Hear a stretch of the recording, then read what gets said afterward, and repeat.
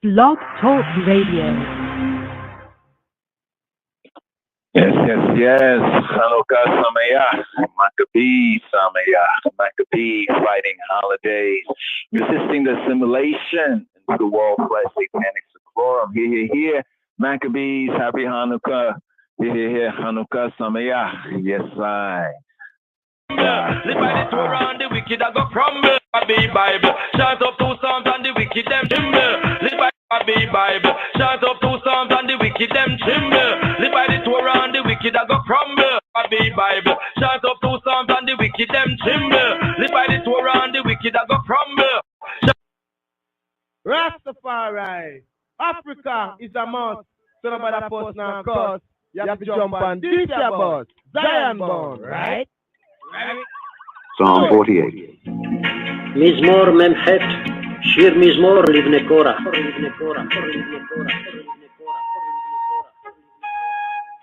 Great is the Lord, and greatly to be praised in the city of our God, in the mountain of his holiness.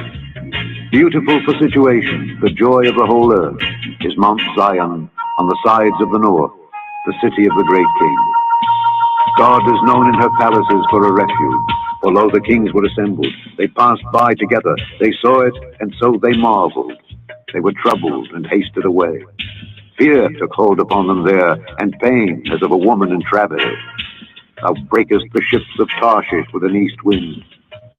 As we have heard, so have we seen in the city of the Lord of hosts, in the city of our God. God will establish it forever. Selah. We have thought of thy loving kindness, O God, in the midst of thy temple. According to thy name, O God, so is thy praise unto the ends of the earth. Thy right hand is full of righteousness. Let Mount Zion rejoice. Let the daughters of Judah be glad because of thy judgments. Walk about Zion and go round about her. Tell the towers thereof. Mark ye well her bulwarks. Consider her palaces, that ye may tell it to the generation following. For this God is our God forever and ever. He will be our guide forever, forever.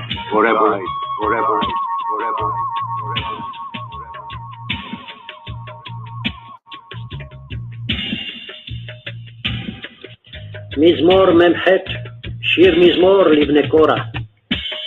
גדול אדוני ומהולל מאוד, בעיר אלוהינו הר קודשו. יפה נוף משוש כל הארץ, הר ציון ירטטי צפון, קריית מלך רב. אלוהים בארמנותיה נודע למשגב, כי הנה המלכים נועדו, עברו יחדיו. המה ראו כן תמהו, נבהלו נחפזו.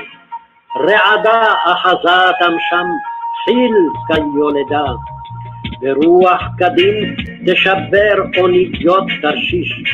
כאשר שמענו כן ראינו, בעיר אדוני צבאות, בעיר אלוהינו.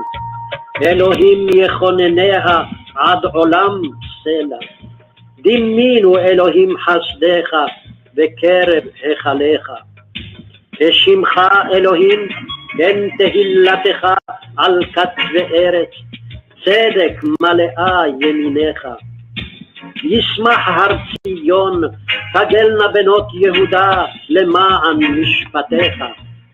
שובו ציון והקיפוה, ספרו מגדליה. שיטו לבכם לחילה, פסגו ארמנותיה. למען תספרו לדור אחרון, כי זה אלוהים אלוהינו עולם ועד, הוא ינהגנו על פיו.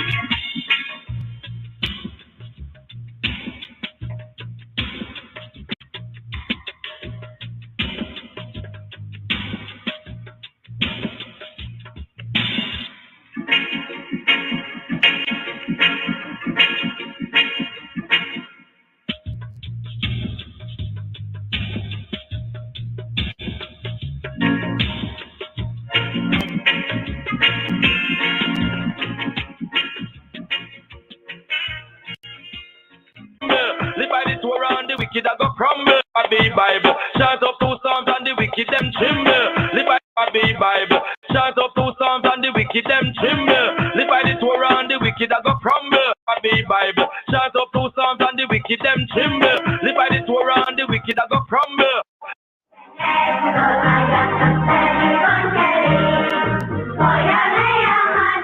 December, in households all over the world, people of the Jewish faith gather to celebrate the joyous holiday of Hanukkah.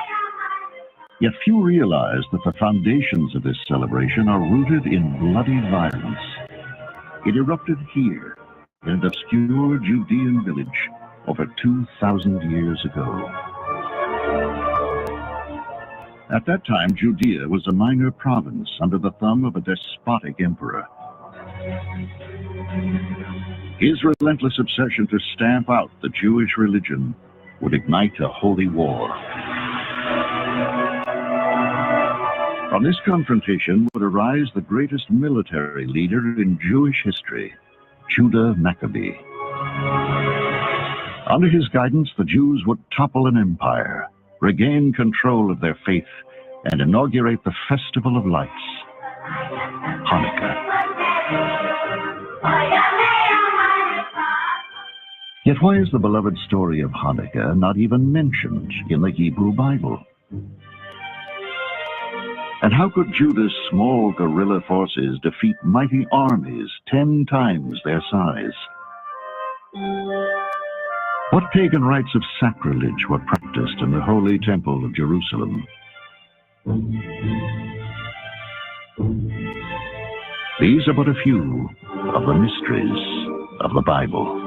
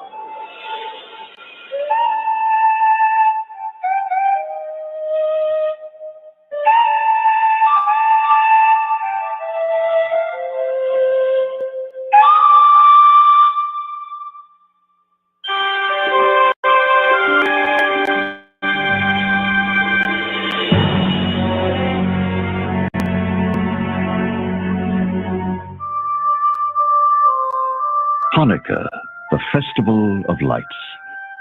Though celebrated by Jews for over 2,000 years, it is a story that has mysteriously been left out of the Hebrew Bible, appearing only in the writings of the great historian Josephus and in Catholic versions of the canonized text.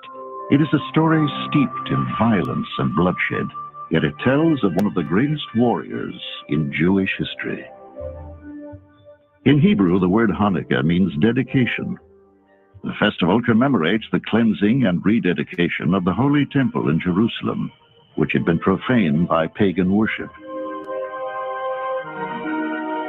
According to ancient traditions, this sacred holiday was instituted by Judah Maccabee in the year 164 before the Common Era. Hundreds of years earlier.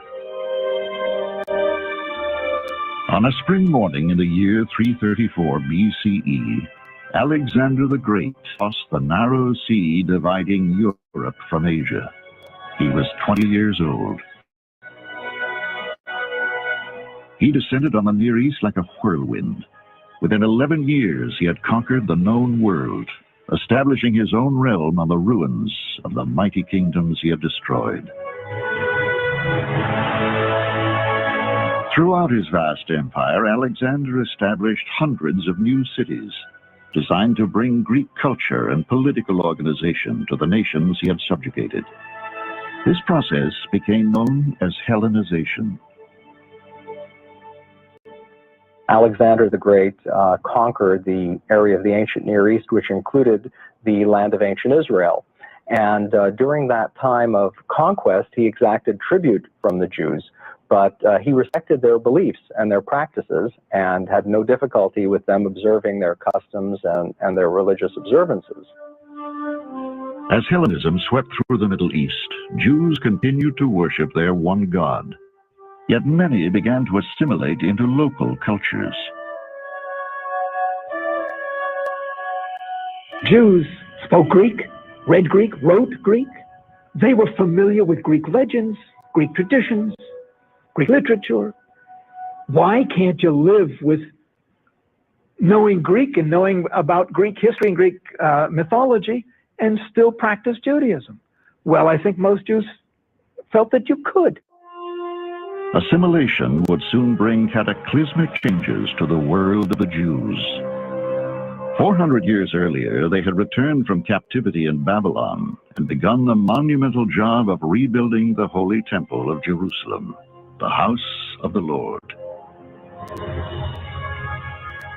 Its centerpiece was known as the Holy of Holies, a sacred chamber which once housed the Ark of the Covenant, containing the 10 Commandments given to Moses by God on Mount Sinai. The temple was a magnificent structure, ornamented with intricate cornices, panels, and gates of pure gold. Within its consecrated walls gleamed objects of unparalleled beauty and inestimable wealth. Over the years, the temple's vast treasure rooms were filled to overflowing with gold and silver. But the temple was not only the dwelling place of the divine presence. The temple was the bank of the people. All the money basically went into the temple in one way or another, either through sacrifices, gifts, or contributions. And the priesthood were, in effect, a kind of hierarchical banking organization. Secure in their holy city, the Jews were left to practice their unique religion in peace. They were convinced they had nothing to fear as long as they kept the Lord's commandments.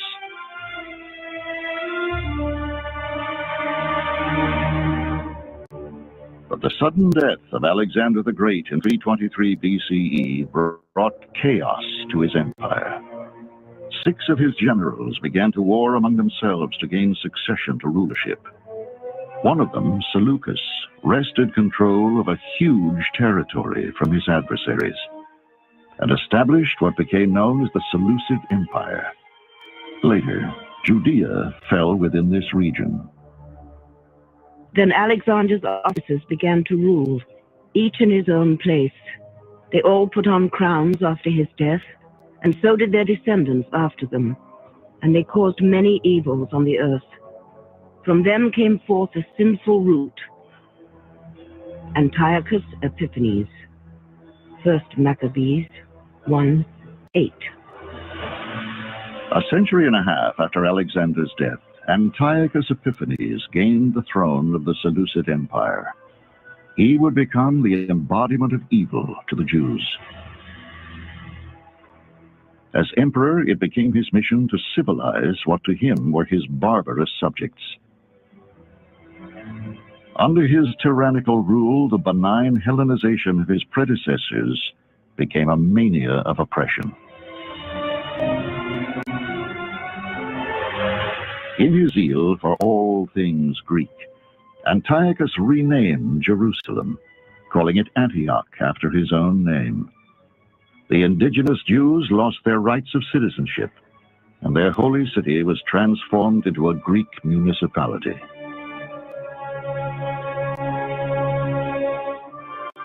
But did Antiochus actually try to destroy Judaism?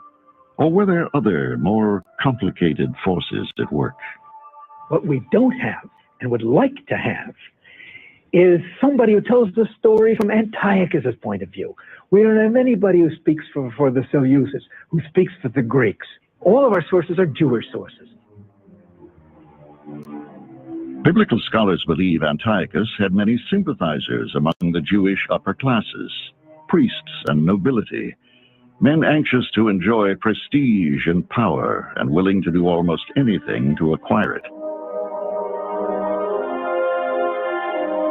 Under Antiochus' rule, an affluent Jew named Jason was actually able to buy the most esteemed and holy office of the high priesthood. Jason obtained the high priesthood by corruption, promising the king 360 talents of silver if permission were given to establish a gymnasium. When the king assented, Jason at once shifted his compatriots over to the Greek way of life. 2 Maccabees 4:7. To many traditional Jews, the establishment of a gymnasium was a threat aimed at the very essence of their religion. The gymnasium in the Greco-Roman world was really not just a place where people went to play sports. It was really a Hellenistic type school in which athletic games were conducted without clothes on, in which the Greek gods were in certain ways worshipped as part of the athletic games. Some Jews sought to remove the very symbol of their traditional covenant with God, now embarrassingly evident when they participated in the games naked. We know, for example, that some Jews, in an attempt to compete in the gymnasium, underwent a very painful operation so that they could disguise the circumcision and appear to be uncircumcised. Hellenization now proceeded with redoubled vigor. The priesthood was again sold to the highest bidder, who immediately robbed the holy temple of some of its gold to pay for his sacred office. The Jews were outraged and rose up against their Seleucid overlords. When rioting broke out in Jerusalem, Antiochus not only attacked the rebels, but pillaged the holy temple. To the Jews, Antiochus was stealing from God himself. Antiochus marched against Jerusalem. Arrogantly, he entered the temple, taking the golden altar and the candelabrum. He took the silver and gold coins and the precious articles. With this bounty, he returned to his own country, having polluted himself with massacres. 1 Maccabees 1:20. Antiochus attacked Jerusalem on the Jewish Sabbath, knowing the Jews respected it so scrupulously that they would not take up arms on that holy day, even in self-defense. The streets of Jerusalem ran red with blood. Jewish survivors were taken captive and sold into slavery. Parts of their holy city were burnt to the ground, but the worst was yet to come. When we return, what pagan rites of sacrilege were practiced in the Holy Temple? And could Judaism survive the murderous tyranny of the Emperor Antiochus?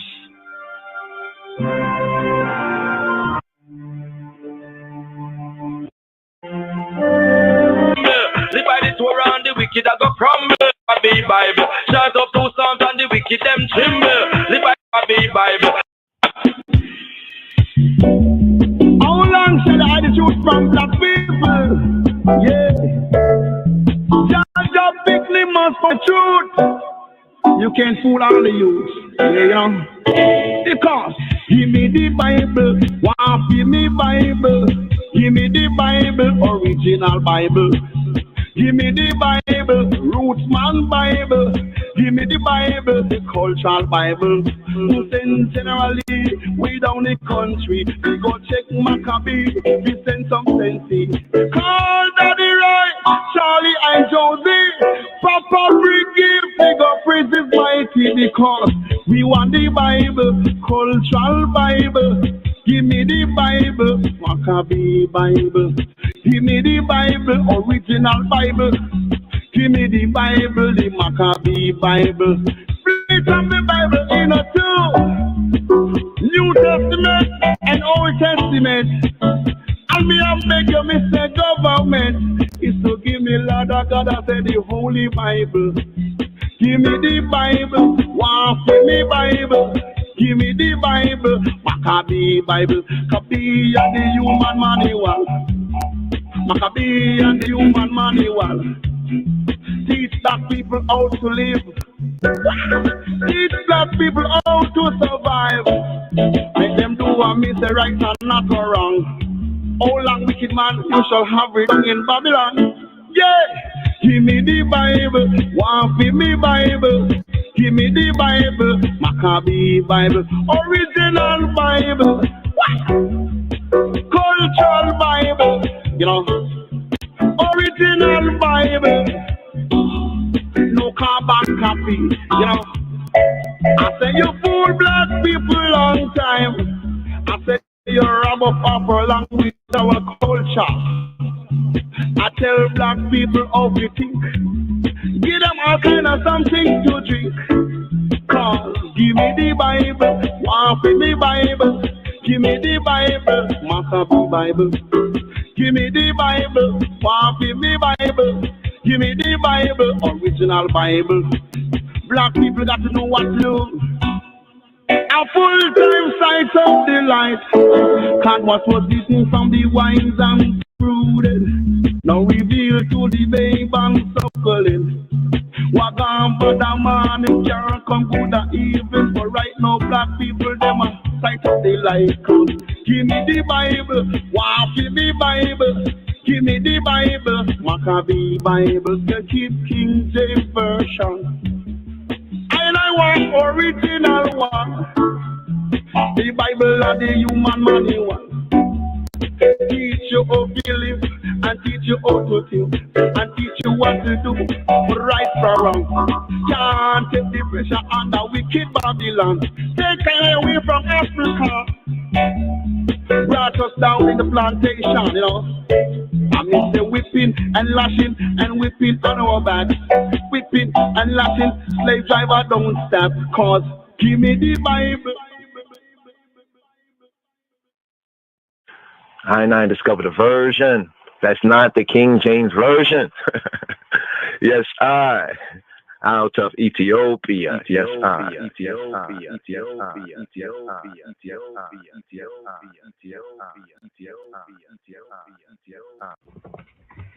I would like to read a paragraph from my introduction, which says, some might ask why a Jewish person should write a book about the Ethiopian Orthodox Tewahedo Church.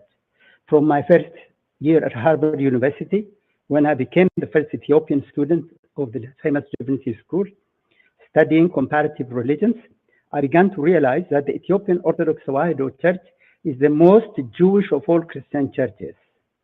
Is the most Jewish of all Christian churches. Is the most Jewish of all Christian churches. The most Jewish of all Christian churches.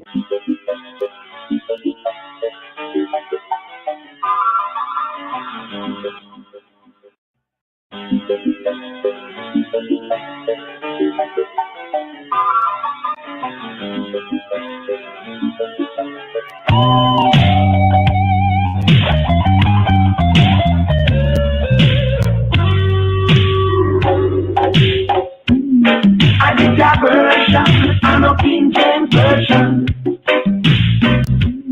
Cause out of Africa came the God of Eden.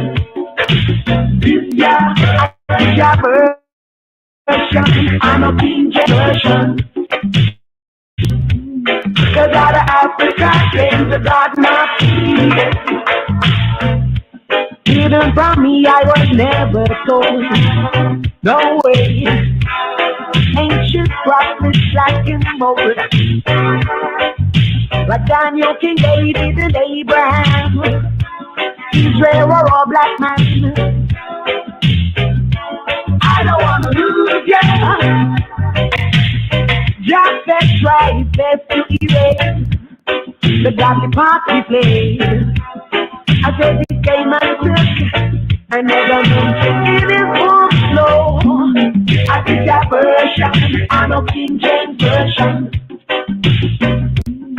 Cause out of Africa came the God of Eden. This your version, I'm a King James Version. Cause out of Africa came the God of Eden. In each chapter of history,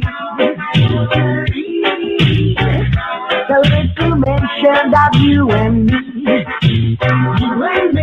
We rule as our kingdoms and dynasties, explore the urban centuries.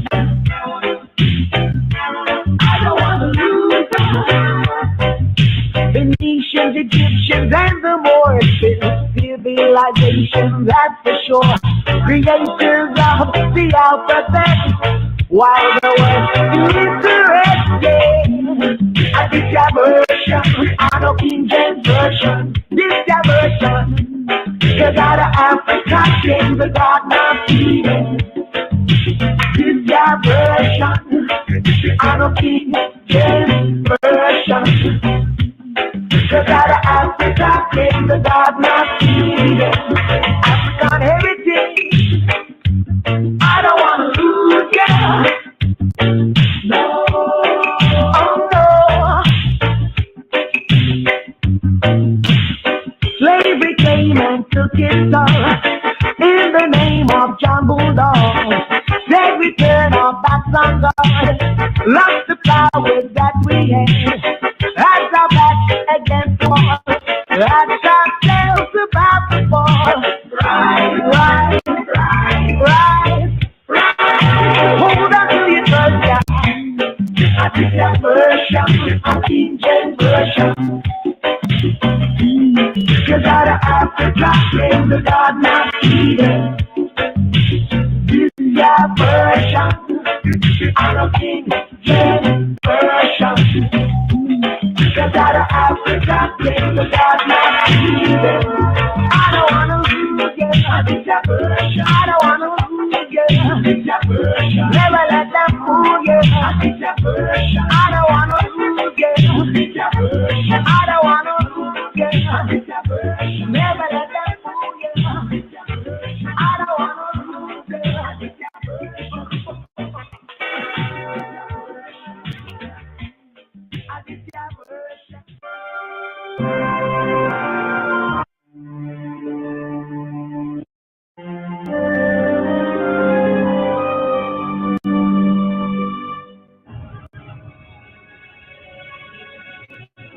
As the Hellenization of the Jews gained momentum, Antiochus embarked on a nightmare course of savagery. Jews were put to death for merely studying their holy books. Sacred scrolls were destroyed, circumcision outlawed. It was an all-out declaration of war on the Jewish faith.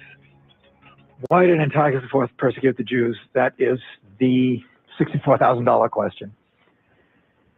Scholars have been debating it for well over 100 years. And the king directed them to follow customs strange to the land, to profane the Sabbaths and festivals, to defile the sanctuary, to build altars for idols, to sacrifice swine and to leave their sons uncircumcised. And whoever does not obey the command of the king shall die. 1 Maccabees 1:44. Was Antiochus really the maniacal tyrant portrayed in the Bible? Many scholars believe he was merely bowing to the wishes of his allies in Jerusalem, the upper class, the Hellenized Jews, who had adopted Greek culture in preference to their own. And in truth, this was more of an internal struggle, a civil war between those Jews who were zealously Hellenistic and those who were extremely rooted in their tradition and belief. In order to protect those Jews loyal to him, Antiochus built a fortress which looked down upon the Holy Temple. This citadel was occupied by various Hellenistic Seleucid forces and by Hellenized Jews. It was used by the Seleucids to make sure that there wouldn't be any kinds of riots or any type of uprising. It was not long before the supporters of Antiochus perpetrated the final humiliation on the traditional religion of the Jews. Harsh and grievous was the onslaught of evil, for the temple was filled with debauchery and reveling by the Gentiles who dallied with prostitutes and had intercourse with women within the sacred precincts. 2 Maccabees 6:3. Antiochus' next action against the Jews would bring bloody revolution. He now ordered the Jews to worship pagan gods inside the temple. Over the sacred altar, a new one was built. Here, unclean animals were sacrificed to the deities of a foreign religion. The nature of Greek worship in the ancient Holy Temple was essentially to establish images of the Greek pantheon of gods and to offer unclean or unkosher animals on the altar, primarily the pig.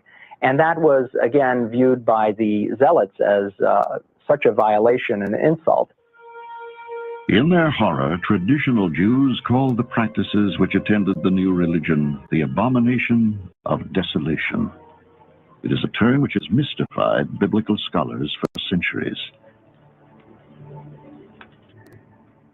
What was the abomination of desolation? Nobody knows for sure.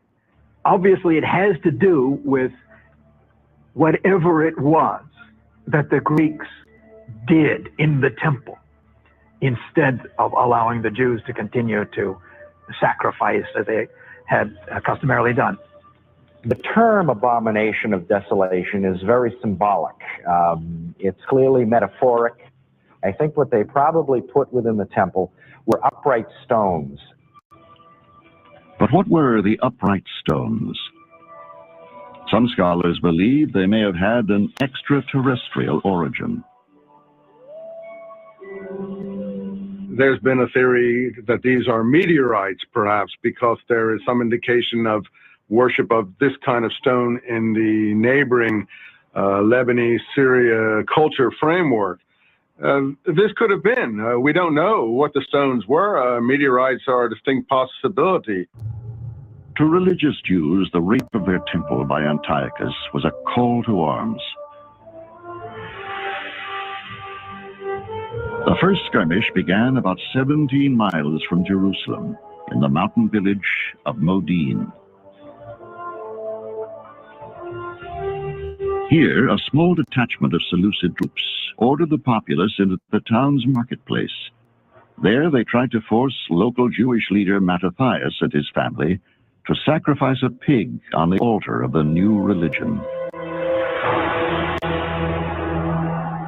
The king's officers came to the town of Modin to make them offer sacrifice. They spoke to Mattathias thus: "You are a leader, honored and great in this town, and supported by sons and brothers. Now, be the first to come and do what the king commands."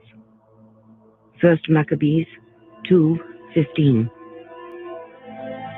The resistance begins with Judah Maccabee's father, Mattathias. He is the tough guy. No, you're not going to get away with this. Not only are you not going to make me sacrifice to a deity other than my own, or eat pork, or abandon the Sabbath, I'm going to fight you. Tension mounted in the square. Then a Jew among the onlookers meekly came forward to offer sacrifice according to the Seleucid command. When Mattathias saw it, he burned with zeal, and his heart was stirred. He gave vent to righteous anger. He ran and killed him on the altar. At the same time, he killed the king's officer and tore down the altar. 1 Maccabees 2:24. Mattathias is pictured, old man as he may be, as coming forward and killing the messenger and the collaborating Jew who was going to sacrifice on this altar, producing an unsurmountable rift then with the authorities, which could only be pursued by guerrilla war. Most scholars believe a full-scale bloodbath occurred in Modin, but now it was the Jews who were the victors. The representatives of Antiochus lay dead. Mattathias and his sons led the villagers into the wilderness. There they planned to reorganize themselves. To command the newly formed revolutionary forces, Mattathias appointed his son, Judah. Then his son Judah, who was called Maccabeus, took command. He extended the glory of his people. Like a giant, he put on his breastplate, bound on his armor of war, and waged battles. He was like a lion in his deeds. He went throughout Judah and destroyed the ungodly out of the land. 1 Maccabees 3:1. The revolution had begun.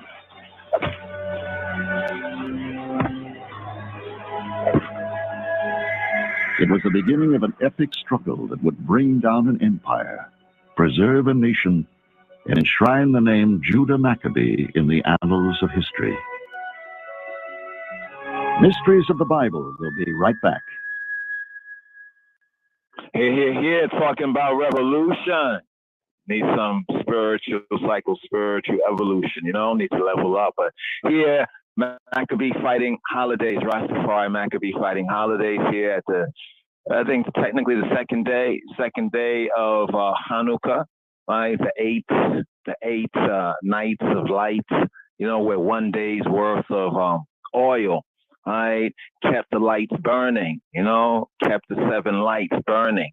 We use the menorah, not the Hanukkah, but those who seek to use the Hanukkah, so be it. But according to the truth of what occurred right there, here we have the Maccabee fighting holidays, speaking about Maccabees, mystery of the Bible. You might not be able to find this one. This one, I noticed there's other mysteries of the Bible that are out there, but this one right here is like they kind of suppressed it, and I think for good reason. You know what I mean? Once you get past the whole whitewash and look at the essence of the narrative, here this is called the Maccabees Revolution and Redemption. 2 very important themes for Ionized Rastafari and the elders of Rastafari. We spoke about Maccabees and the Maccabee Bible.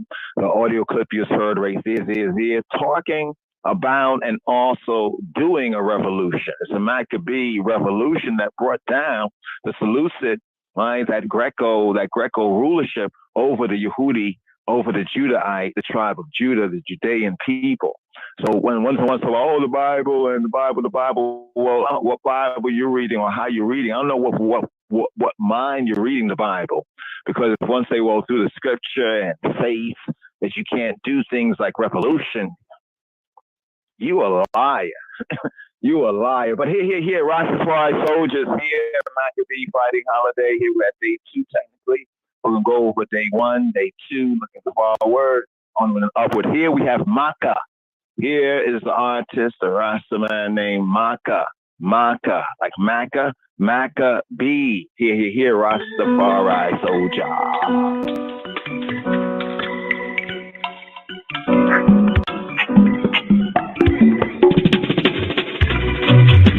The real war is a spiritual war. Spiritual wickedness in high and low places.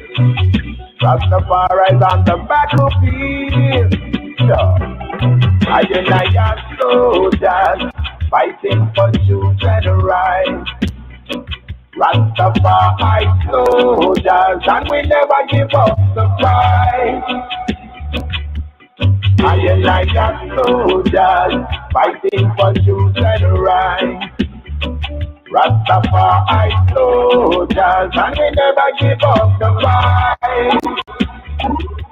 Cause we ain't got no guns and bombs to pick up and bomb no one. No tomahawk missile and no nuclear weapon. No gun, no rocket launcher and no battalion. No tanks and no battleship with ammunition. What we have is the power from the Almighty One. Trust the peace and the love and the vibration. All over the world, Rasta name is strong, and we never invaded no one. I are soldiers fighting for truth and right. Rastafari soldiers, and we never give up the fight. Cause it's a spiritual war, and that's the real revolution. Guns and wars cannot be the solution. Babylon not trick the people with them illusion, causing the chaos and a pure confusion. They got the weapons of steel. They say them come to destroy. Rasta come here feel. Rastafari is with buckler and shield. The people's minds are the real battlefield. I are soldiers fighting for truth and right. Rastafari soldiers, and we never give up the fight. That's right. And I are soldiers fighting for truth and right. Rastafari soldiers, and we never give up the fight. Say I have been here, the Rastaman sound. Say anytime they hear the sound, the Babylon start down. Many Rastafari people are around. Many rats in every country, many cities and towns. Yes, I and I upon the battleground. Fighting spiritual wickedness wherever it's found. Hot of fire, lightning and brimstone. For the wicked do not leave us alone, 'cause I and I are soldiers fighting for truth and right. Rastafari soldiers, and we never give up the fight. That's right. I and I are soldiers fighting for truth and right. Here's the last I soldiers, and we never give up the fight. Alright, when I go follow with them fashion and trend, a Rastafari we defend, a Rastafari to the end, a Rastafari never bow and never bend. We hailing Emperor Selassie and Empress Menen, Rastafari and the wicked are no friend. We burn them out from a way back when. Pan material things you don't depend. We tell them once, we are gonna tell them again. I and I are soldiers fighting for truth and right. Rastafari soldiers, and we never give up the fight. Alright, I and I are soldiers fighting for truth and right. Rastafari soldiers, and we never give up the fight.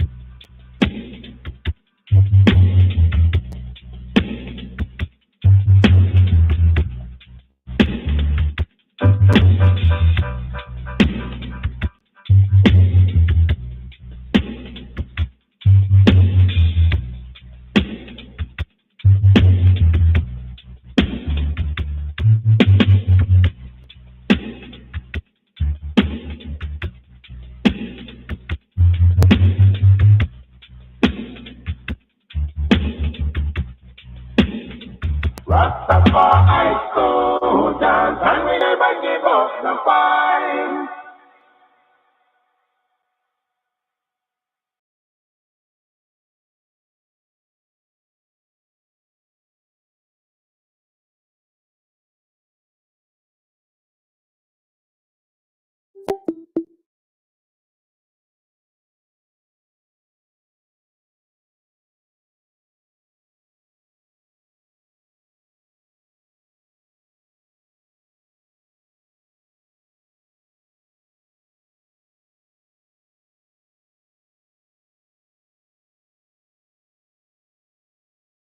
Live by the Torah and the wicked I go crumble.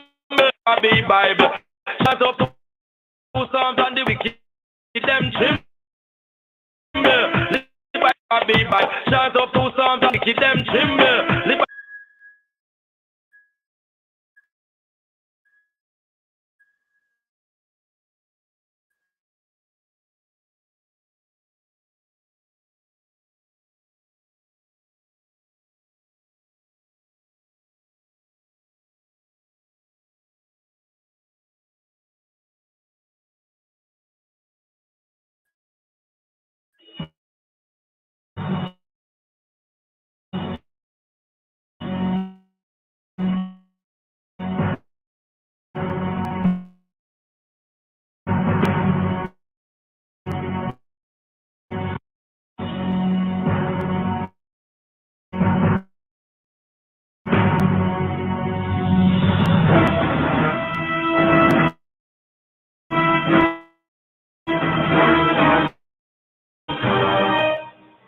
The holy water regain the temple and free themselves from the Seleucids.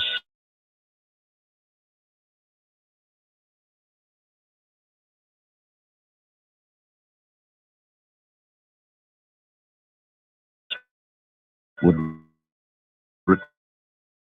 require strength and endurance on the part of the Jews.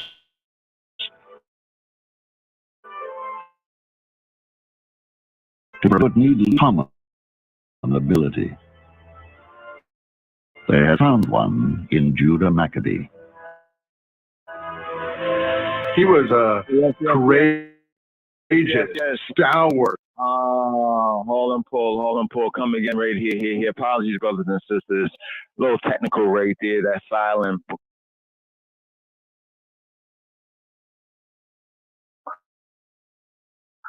point right there. I was just reasoning right here on the revolution, right? Rastafari Maccabee fighting holidays right here. The book of Maccabees from the Apocryphal Bible, and that was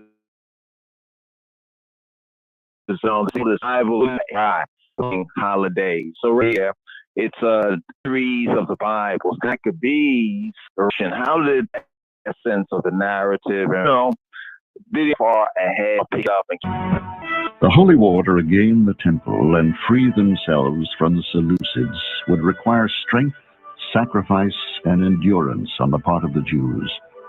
To prevail, they would need leaders of uncommon ability. They had found one in Judah Maccabee. He was a courageous, stalwart, strong, unbending, unshakable, successful military leader, and he inspired a whole population probably that had never previously known war before, never had even trained in war, never thought they could fight. Where he came from, how he arose, what the precedents were, it's impossible to say. After the initial skirmish at Modin, it is clear that the revolution had gained a commander with a rare combination of righteousness, ruthlessness, and brilliance in combat.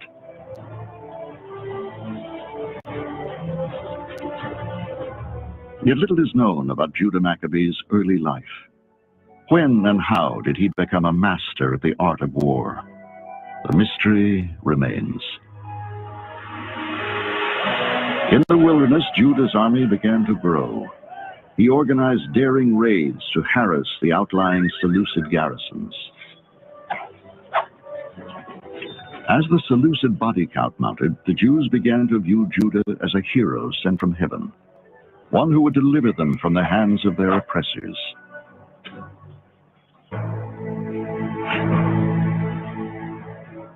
Is it possible that Judah's followers believed he might be a Messiah, divinely sent to do God's will? He certainly was a really new type of Jew, a warrior Jew with a very strong spiritual bent, a holy warrior. Was he a Messiah for his time? I think the people certainly saw him as such. As Judah's power soared in the countryside, an urgent call for help was sent to the Seleucid provincial governor, Apollonius. With an army of 3,000 well-armed troops, Apollonius marched upon Judah's ragtag recruits, less than one-third the size of the Seleucid army. But Apollonius had made a grave error in underestimating Judah's determined and desperate followers. They had this idea clearly of holy war, and for them, numbers didn't matter, the size of the armies didn't matter. In fact, Judas says at one point, according to one of the sources, that he prefers a small army, a guerrilla-type army. The strength is in the commitment, and he says the victory comes from the Lord of heaven, comes from God. As the Seleucid army marched through a narrow gorge, Judah's warriors descended upon them in ambush. The Seleucids lost over 1,000 men.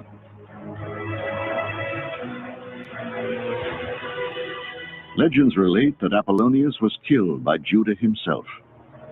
The first book of Maccabees recounts that Judah then took the sword of Apollonius as his own. The second book of Maccabees gives us a markedly different version, perhaps one of the most mysterious in the entire Bible. It is a story of the supernatural and the miraculous. In it, the battle sword is given to Judah by an angel, the prophet Jeremiah. Jeremiah stretched out his hand and gave to Judah a golden sword and addressed him thus, "Take this holy sword, a gift from God, with which you will strike down your adversaries." 2 Maccabees 15:15. This is a very mysterious episode. Out of nowhere, we get people coming back to life. We get heavenly horsemen, like in the apocalypse, suddenly appearing all dressed in gold on the battlefield and swinging the battle to the side of the holy warriors led by Judas. We may never know whether the Seleucids were destroyed by brilliant tactics or heavenly messengers. But soon after this defeat, an army twice as large was sent against the recalcitrant Jews. Again it was vanquished by Judah's superior tactics. Again its general killed in battle. Antiochus finally realized his empire faced a serious rebellion. Enraged, he commanded his viceroy Lysias to destroy the Jews once and for all.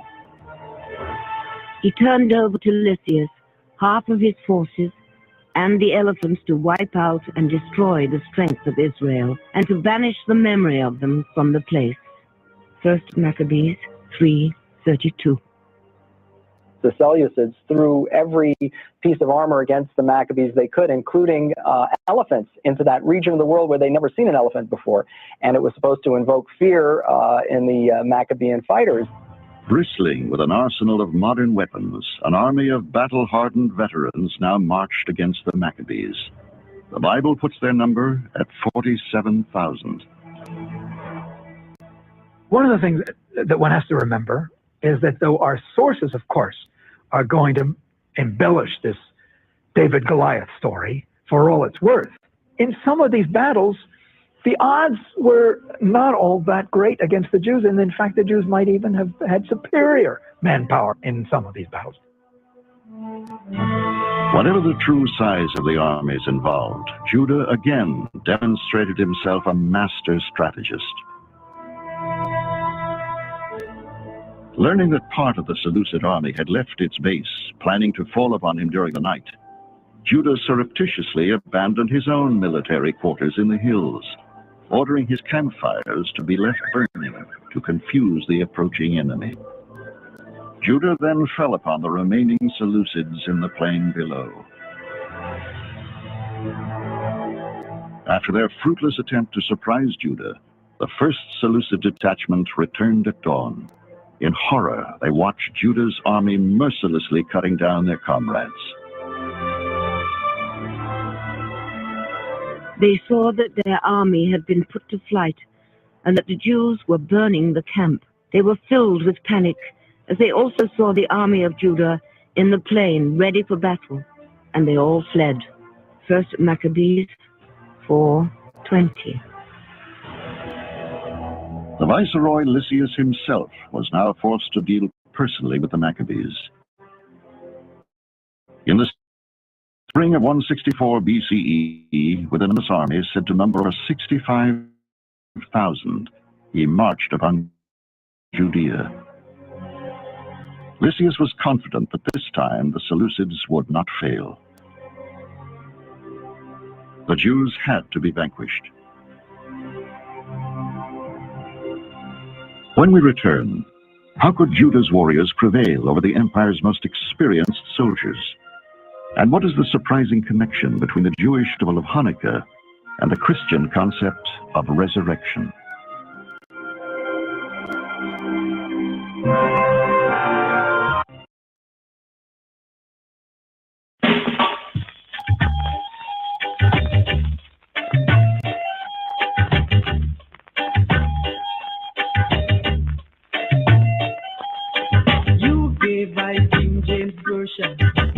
King James was a white man. You built a dangerous weapon to kill I own black man. You sold the land God gave I and thought I to be covetous. What has the wicked done? Have you got in mind? Tell me what are you gonna do to stop the daily grind? Bring back Maccabee version that God gave to black man. Give back King James version belongs to the white man. Black man, get up, stand up on your foot and give black God the glory. Black man, get up, stand up on your foot and give black God the glory. Yeah.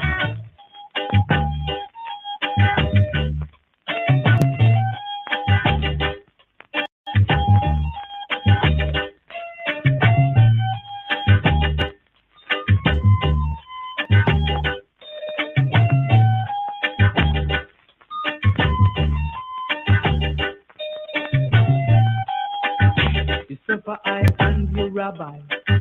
You starve I, then you kill I. But what are you gonna do? Now that the sword have turned against you. Black man, get up, stand up on your foot and give black God the glory. Black man, get up, stand up on your foot and give black God the glory. Bring back Maccabee version that God gave the black man. Give back King James version that belongs to the white man. Black man, get up, stand up on your foot and give black God the glory. Black man, get up, stand up on your foot and give black God the glory.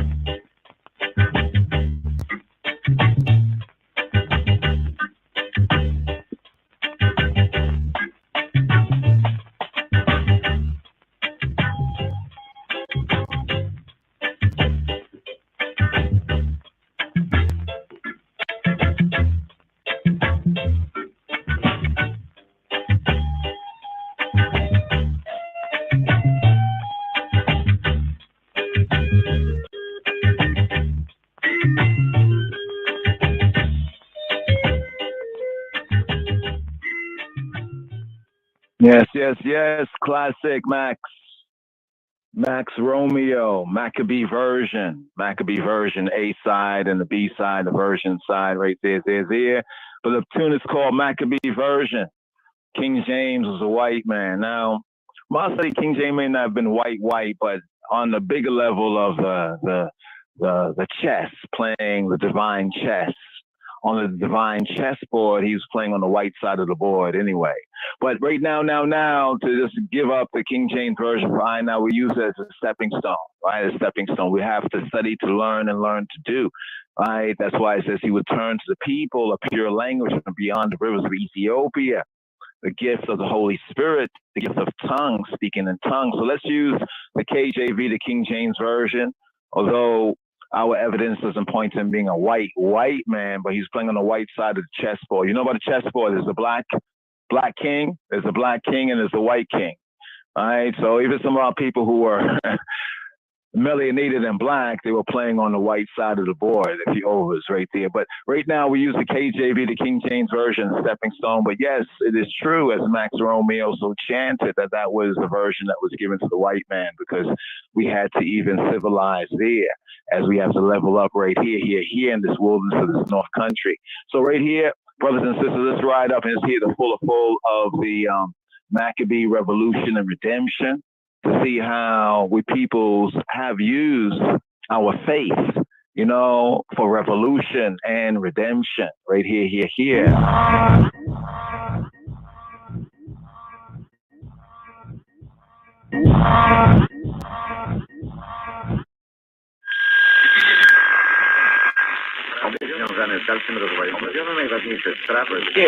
And this is very important thing.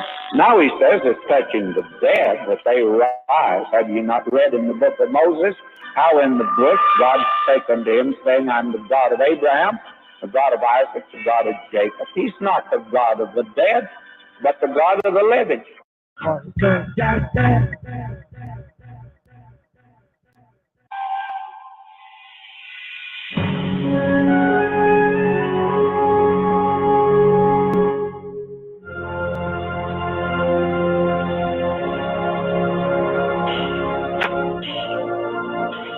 Although the Jews had won many battles under the brilliant leadership of Judah, the struggle to defeat the Seleucids continued. Since the beginning of their battle for independence, thousands had been murdered in defense of their religion. Pious Jews asked themselves how God could let his people die at the hands of the pagans. From this question arose a concept that would resonate for centuries, the idea of resurrection.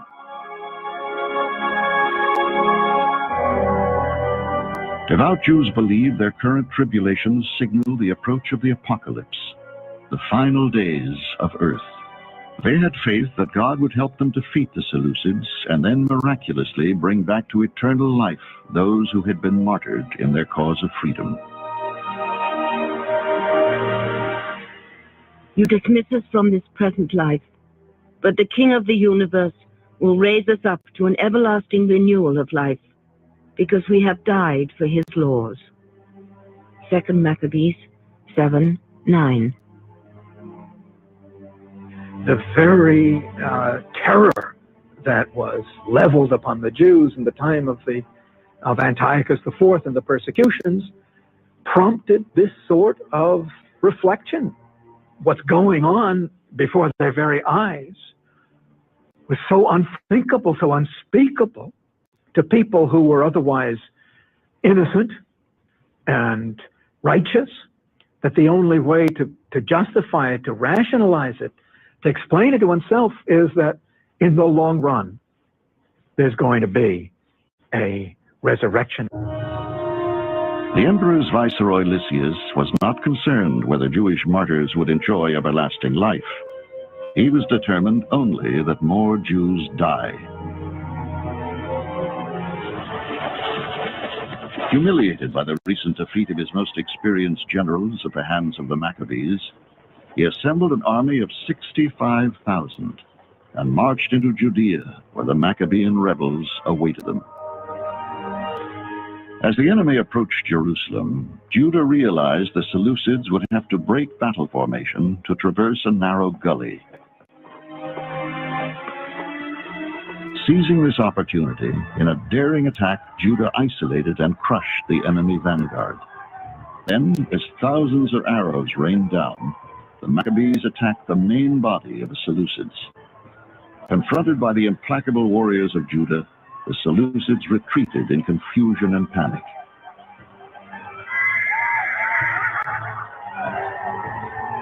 They died by the thousands.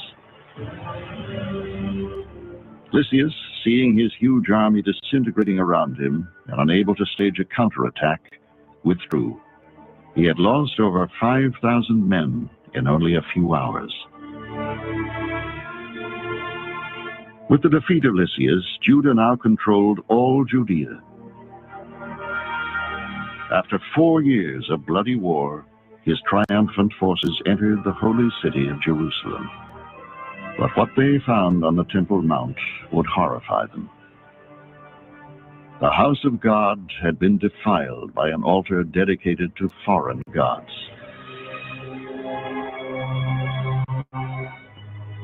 There they saw the sanctuary desolate, the altar profaned. They saw the chambers of the priests in ruins. Then they tore their clothes and mourned with great lamentation. 1 Maccabees 4:38. When they came in and they saw these upright stones or whatever they were on the altar, they saw another altar of sacrifice, they were horrified, and they viewed the temple as polluted, as unholy, as impure. The victorious Jews beheld the devastation of their holy temple, its sacred altar covered with the dried blood of unclean animals. In order to purify the house of God, they scrubbed the temple clean. Then they removed the idols and sacrilegious stones which had been placed on top of the original altar. We know that the pagan altar was removed. Even the Jewish altar, which had now been profaned by having that pagan one put on top of it, was removed stone by stone and a new one built. For weeks, the Maccabees puzzled over what to do with the sacred stones from the original altar, which had been desecrated in blasphemous sacrifice by the pagans. They deliberated what to do about the altar of burnt offering, which had been profaned. They thought it best to tear it down. So they tore down the altar and stored the stones on the temple hill until a prophet should come to tell them what to do with them. 1 Maccabees 4:44. The books of Maccabee only reveal that the sacred stones were stored somewhere on the temple hill. For centuries, scholars have wondered about their fate. What happened to the original stones? They seem to have been thrown down by the Greeks or affected in some way, because the Maccabee books tell us that the temple was in ruins, that the buildings had been burned, that there were weeds growing up, that the altar had been desecrated. So there is a mystery there. What did they do with these stones? Where did they put them? For over 2,000 years, the consecrated stones which made up the original altar have lain hidden and undisturbed. To this day, their whereabouts remain a mystery. Under the supervision of the priests, a new altar was carefully constructed based on the design of the original one. It was a time of exaltation for the faithful. Because the Holy Temple was such a central place of worship and so revered for its holiness by the Jewish people, the ability to restore it and rededicate it after it had been violated had to represent a tremendous spiritual catharsis for the people. The consecration of their holy temple was almost complete. The religious convictions so many had fought and died for had miraculously survived. Here, at the holiest site of all, the Jews would once again worship the God of their fathers. And a miracle was about to occur. Mysteries of the Bible will be right back.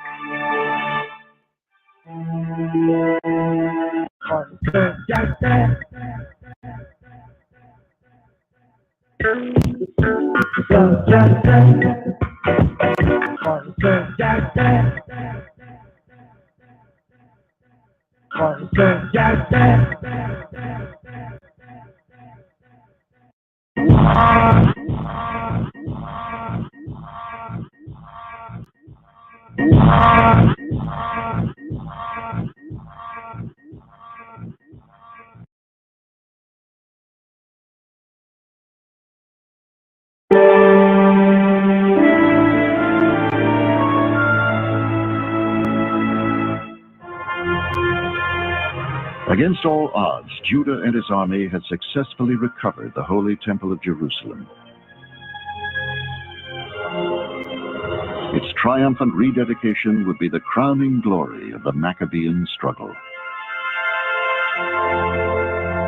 Then Judah and his brothers and the entire congregation of Israel decreed that the days of the dedication of the altar should be observed with joy and gladness for 8 days at the same season each year. 1 Maccabees 4:59. Judah ordained that the dedication of the temple should be observed each year as a joyous holiday. The festival of Hanukkah was born. Its scholars have long wondered why Judah chose to celebrate the new holiday for 8 days. Was he consciously linking himself to biblical events of the past? He called attention to the fact that when the first temple was built by King Solomon, the festival that celebrated the building of that temple went for 8 days. So Judah was deliberately and conspicuously associating himself with these momentous biblical traditions in order to establish that he is a worthy and legitimate heir to them. Throughout the centuries around the world, during the 8 days of Hanukkah, Jews light one candle each evening to commemorate the rededication of the temple. But there is also the story of a miracle. It is a tale that is lovingly taught to every Jewish child. When the Maccabees entered into the Holy Temple after recapturing Jerusalem, they found one small cruse of pure beaten olive oil, which was enough to kindle the candelabra, the menorah, for 1 day and 1 night, and the miracle occurred. It lasted for the 8 days and 8 nights.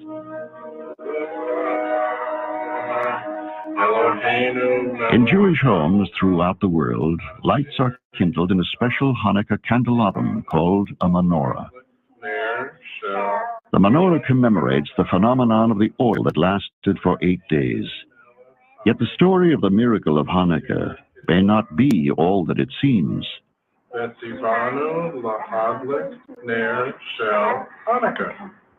miracle of the oil burning for 8 days that was allegedly found in the temple after it was cleansed is a story that doesn't appear in any of our ancient sources. It doesn't appear in 1st or 2nd Maccabees. It doesn't appear anywhere in the sources of antiquity. We don't know where it came from.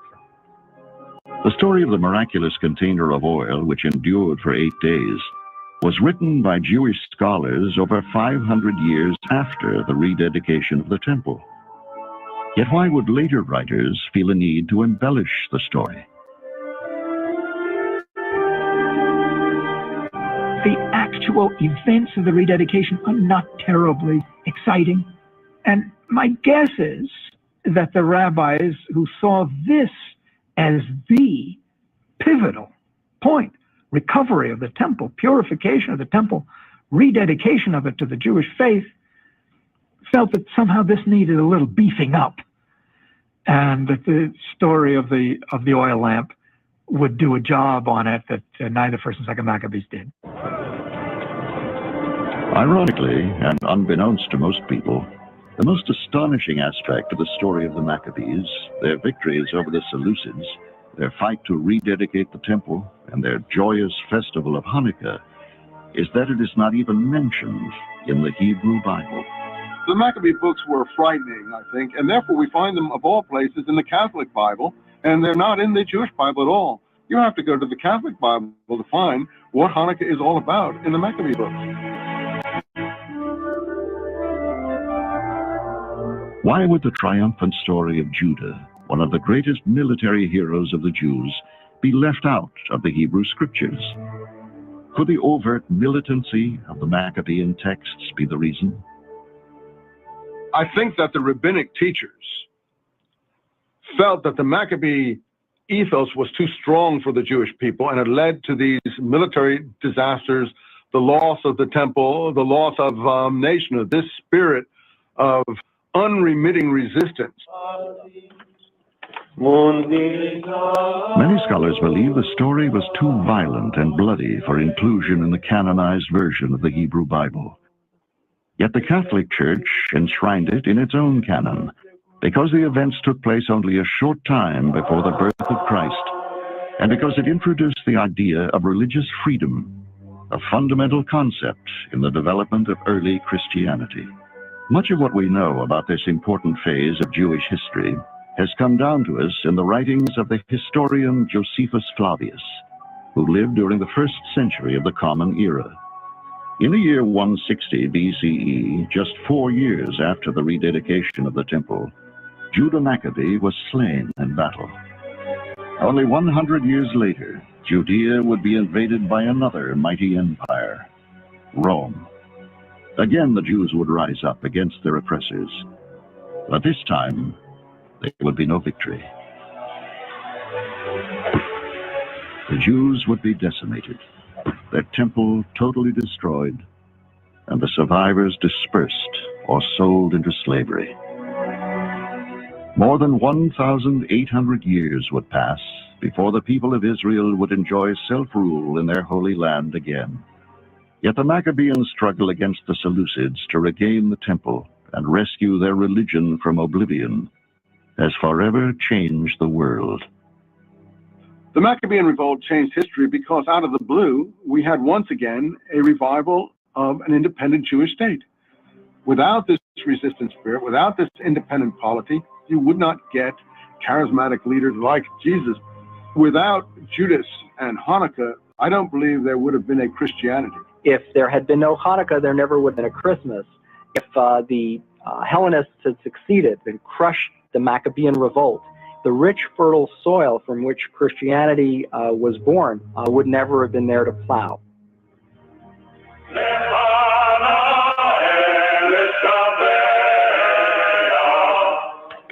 Perhaps the significance of Hanukkah and the Jewish revolt does not lie in a miracle or in a military victory at all, but in something far more profound.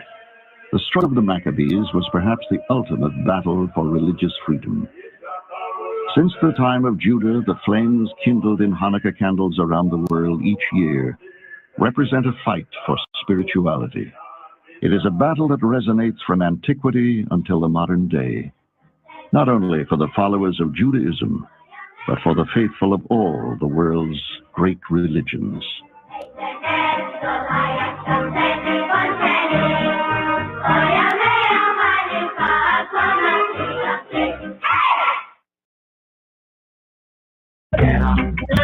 Keep on traveling on, give up the fight. Rastafari. Keep on traveling on, give up the fight. Maccabees, Keep on traveling on, give up the fight. Happy Hanukkah. Maccabees fighting holidays. Here, Rastafari Maccabees fighting holidays. Here. Look who dub, a little dub, you know? Dub the Morocco. Temple Rock is right here.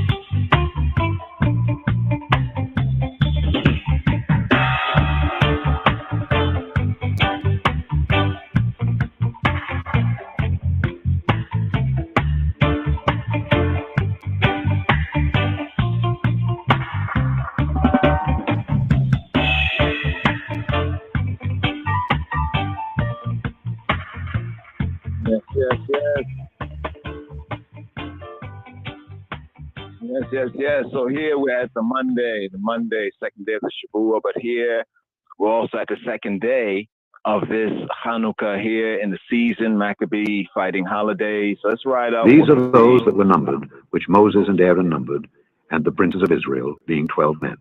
Each one was for the house of his fathers. Each one was for the house of his fathers, for the house of his fathers, for the house of his fathers. For our Father, for our King. Here. So here we have Numbers chapter 7.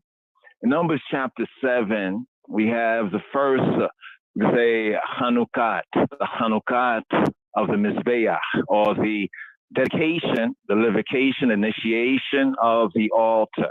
And this is what is read on the respective days. We also have the fourth book of Maccabees. The reading we refer to as the proper order of the chapters. There are 8 chapters, so we usually would read a chapter a day for Hanukkah, for the Rastafari, Maccabees, fighting holidays. This would be more like in the Haftorah reading, the second of the 3 readings. And then in the Brit Chadasha, the renewed covenant, we see celebration of Hanukkah, right, in the time of the Moshiach Yeshua HaNotzri, Jesus of Nazareth. John's Gospel, chapter 9, focus verses 1 to 7, as well as John chapter 10, focus verses 22 to 39.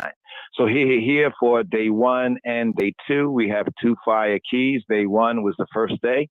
Here in the season 2022, Gregorian year, December 18th, 2022. Here we're in the Hebrew month known as Kislev or Kislev. Right? Kislev, actually the 25th of Kislev. Interesting, when we look at it, 25th is the winter moons. And then later on, much of Christianity will kind of like distort in some ways in the Gentiles a lot of the basic essence that is the Maccabee fighting holiday. So this here, our Hebrew Kwanzaa, lighting the lights right here. Day 1 and day 2, 5 key offerings. Chapter 7. And it came to pass on the day that Moses had fully set up the tabernacle, and had anointed it and sanctified it, and all the instruments thereof, both the altar and all the vessels thereof, and had anointed them and sanctified them, that the princes of Israel, heads of the house of their fathers, who were the princes of the tribes, and were over them that were numbered, offered. And they brought their offering before the Lord, 6 covered wagons, and 12 oxen, a wagon for 2 of the princes, and for each one an ox. And they brought them before the tabernacle. And the Lord spake unto Moses, saying, Take it of them, that they may be to do the service of the tabernacle of the congregation. And thou shalt give them unto the Levites, to every man according to his service. And Moses took the wagons and the oxen, and gave them unto the Levites, 2 wagons and 4 oxen he gave unto the sons of Gershon according to their service, and 4 wagons and 8 oxen he gave unto the sons of Merari according unto their service under the hand of Ithamar, the son of Aaron the priest. But unto the sons of Kohath he gave none, because the service of the sanctuary belonging unto them was that they should bear upon their shoulders. And the princes offered for dedicating of the altar in the day that it was anointed. Even the princes offered their offering before the altar. And the Lord said unto Moses, They shall offer their offering each prince on his day for the dedicating of the altar. And he that offered his offering the first day was Nahshon the son of Amminadab of the tribe of Judah.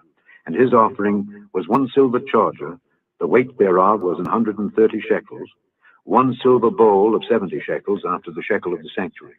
Both of them were full of fine flour mingled with oil for a meat offering. 1 spoon of 10 shekels of gold full of incense, 1 young bullock, 1 ram, 1 lamb of the first year for a burnt offering, 1 kid of the goats for a sin offering, and for a sacrifice of peace offerings 2 oxen, 5 rams, 5 he-goats, 5 lambs of the first year. This was the offering of Nahshon the son of Amminadab, the son of Amminadab, the son of Amminadab, the son of Amminadab. When I say more, you say fire! More fire! Why, slash, perfect, blessed, more fire, more fire. Are ye not as children of the Ethiopians unto me, O children of Israel, O children of Israel? Shema Yisrael, Adonai Eloheinu, Adonai Echad, Adonai Echad, Adonai Echad. On the second day, Nathaniel the son of Zuar, prince of Issachar, did offer. He offered for his offering 1 silver charger, the weight whereof was 130 shekels, 1 silver bowl of 70 shekels after the shekel of the sanctuary, both of them full of fine flour mingled with oil for a meat offering. 1 spoon of gold of 10 shekels full of incense. 1 young bullock, 1 ram, 1 lamb of the first year for a burnt offering. 1 kid of the goats for a sin offering. And for a sacrifice of peace offerings, 2 oxen, 5 rams, 5 he-goats, 5 lambs of the first year. This was the offering of Nathaniel the son of Zuar. On the third day, Eliab the son of Helon, prince of the children of Zebulun, did offer. His offering was 1 silver charger, the weight whereof was 130 shekels, 1 silver bowl of 70 shekels after the shekel of the sanctuary, both of them full of fine flour mingled with oil for a meat offering. 1 golden spoon of 10 shekels full of incense, 1 young bullock, 1 ram, 1 lamb of the first year for a burnt offering, 1 kid of the goats for a sin offering, and for a sacrifice of peace offerings, 2 oxen, 5 rams, 5 he-goats, 5 lambs of the first year. This was the offering of Eliab the son of Helon, the son of Helon, the son of Helon, the son of Helon, the son of Helon, the son of Helon. When I say more, you say fire! More fire! Why, slash, perfect, blessed, more fire, more fire, more fire, more fire, more fire. Here coming forward, the 4th book of Maccabees, the wise 4th book of Maccabees. We read a chapter a day in the Lost Books of the Bible, Forgotten Books of Eden, the E-World edition, good printing right there. It has the chapters properly numbered, and some other 4th book of Maccabees. You know, the translator kind of jumbles the chapters and not the 8 chapters. So for the 8 chapters, a chapter a day, 4th book of Maccabees. Are ye not as children of the Ethiopians unto me, O children of Israel, O children of Israel? Are ye not as children of the Ethiopians? Are ye not as children of the children of the Ethiopians? Are ye not as children of the Ethiopians unto me, O children of Israel, saith the Lord? Shema Yisrael, Adonai Eloheinu, Adonai Echad, Adonai Echad.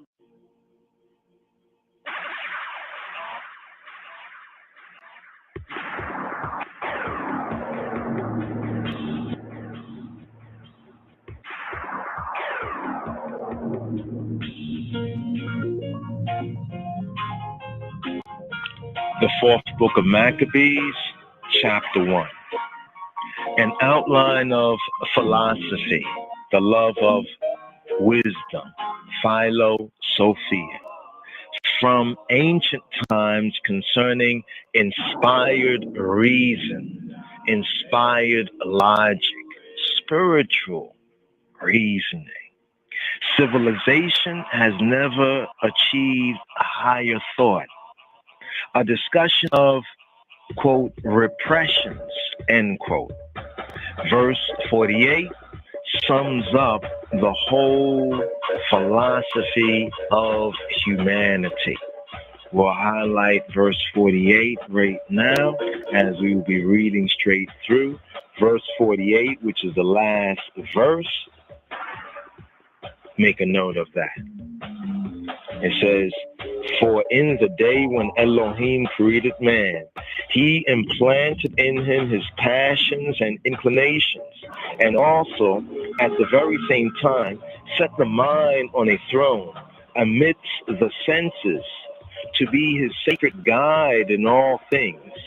And to the mind he gave the law, ha-Torah, by which if a man order himself, he shall reign over a kingdom that is temperate and just and virtuous and brave." Chapter 1.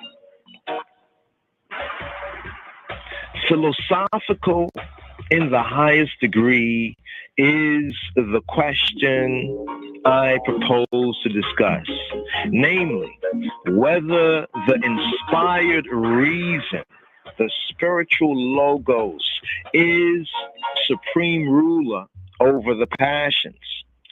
And to the philosophy of it, I would seriously entreat your earnest attention. For not only is the subject generally necessary as a branch of knowledge, but it includes the praise of the greatest of virtues, whereby I mean self-control.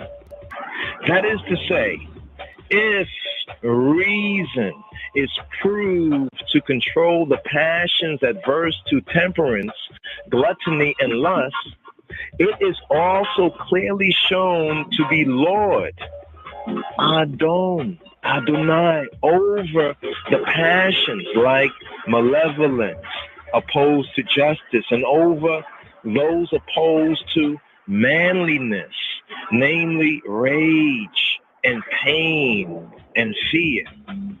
But some may ask, if the reason is master of the passions, why does it not control forgetfulness and ignorance? Their object being to cast ridicule.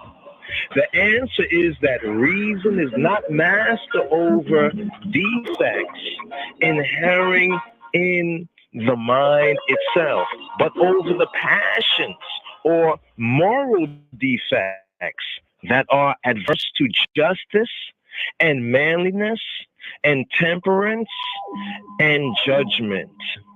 And its action in their case is not to extirpate the passions, but to enable us to resist them successfully.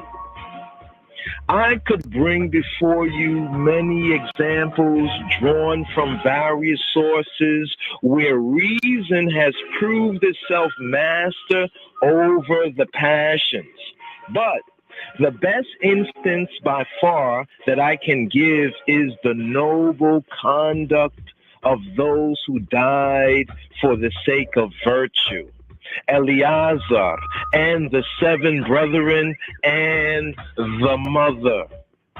For these all by their contempt of pains, yea, even to death, prove that reason rises superior to the passions. I might enlarge here in praise of their virtues. They, the men with the mother, dying on this day we celebrate for the love of moral beauty and goodness, but rather would I felicitate them on the honors they have attained. For the admiration felt for their courage and endurance, not only by the world at large, but by their very executioners, made them the authors of the downfall of the tyranny under which our nation lay. They defeating the tyrant by their endurance, so that through them was their country purified. But I shall presently take opportunity to discuss this after we have begun with the general theory, as I am in the habit of doing, and I will then proceed to their story, giving glory to the all-wise God, giving glory to the all-wise Elohim, Baruch Hashem. Our inquiry, then, is whether the reason is supreme master over the passions. But we must define just what the reason is, and what passion is, and how many forms of passion there are, and whether the reason is supreme over all of them. Reason I take to be the mind, preferring with clear deliberation the life of wisdom, the life of Sophia. Sophia, wisdom, Chokmah, I take to be the knowledge of things, divine and human, and of their causes. This I take to be the culture acquired under the law, acquired under Ha-Torah, through which we learn with due reverence the things of Elohim, and for our worldly profit, the things of man. Now, wisdom is manifested under the forms of judgment and justice, and courage and temperance. But judgment or self-control is the one that dominates them all, for through it, in truth, reason asserts its authority over the passions. But of the passions, there are two comprehensive sources, namely pleasure and pain. And either belongs essentially also to the soul as well as to the body. And with respect both to pleasure and pain, there are many cases where the passions have certain sequences. Thus, while desire goes before pleasure, satisfaction follows after. And while fear goes before pain, after pain comes sorrow. Anger, again, if a man will retrace the course of his feelings, is a passion in which are blended both pleasure and pain. Under pleasure also comes that moral debasement which exhibits the widest variety of the passions. It manifests itself in the soul as ostentation and covetousness and vainglory and contentiousness and backbiting, and in the body as eating of strange meat and gluttony and gormandizing in secret. Now, pleasure and pain being as it were two trees, growing from body and soul, many offshoots of these passions sprout up, and each man's reason as master gardener, weeding and pruning and binding up and turning on the water and directing it hither and thither, here and there, brings the thicket of dispositions and passions under domestication. For while reason is the guide of the virtues, it is master of the passions. Observe now, in the first place, that reason becomes supreme over the passions in virtue of the inhibitory action of temperance. Temperance, I take it, is the repression of the desires, but of the desires, some are mental and some are physical. And both kinds are clearly controlled by reason. When we are tempted towards forbidden meats, how do we come to relinquish the pleasures to be derived from them? Is it not that reason has power to repress the appetites? In my opinion, it is so. Accordingly, when we feel a desire to eat water animals and birds and beasts and meats of every description forbidden to us under the law, under HaTorah, we abstain through the predominance of reason. For the propensions of our appetites are checked and inhibited by the temperate mind, and all the movements of the body obey the bridle of reason. And what is there to be surprised at if the natural desire of the soul to enjoy the fruition of beauty is quenched? This certainly is why we praise virtuous Joseph, because by his reason, with a mental effort, he checked the carnal impulse. For he, a young man at the age when physical desire is strong, by his reason quenched the impulse of his passions. And reason is proved to subdue the impulse not only of sexual desire, but of all sorts of covetings.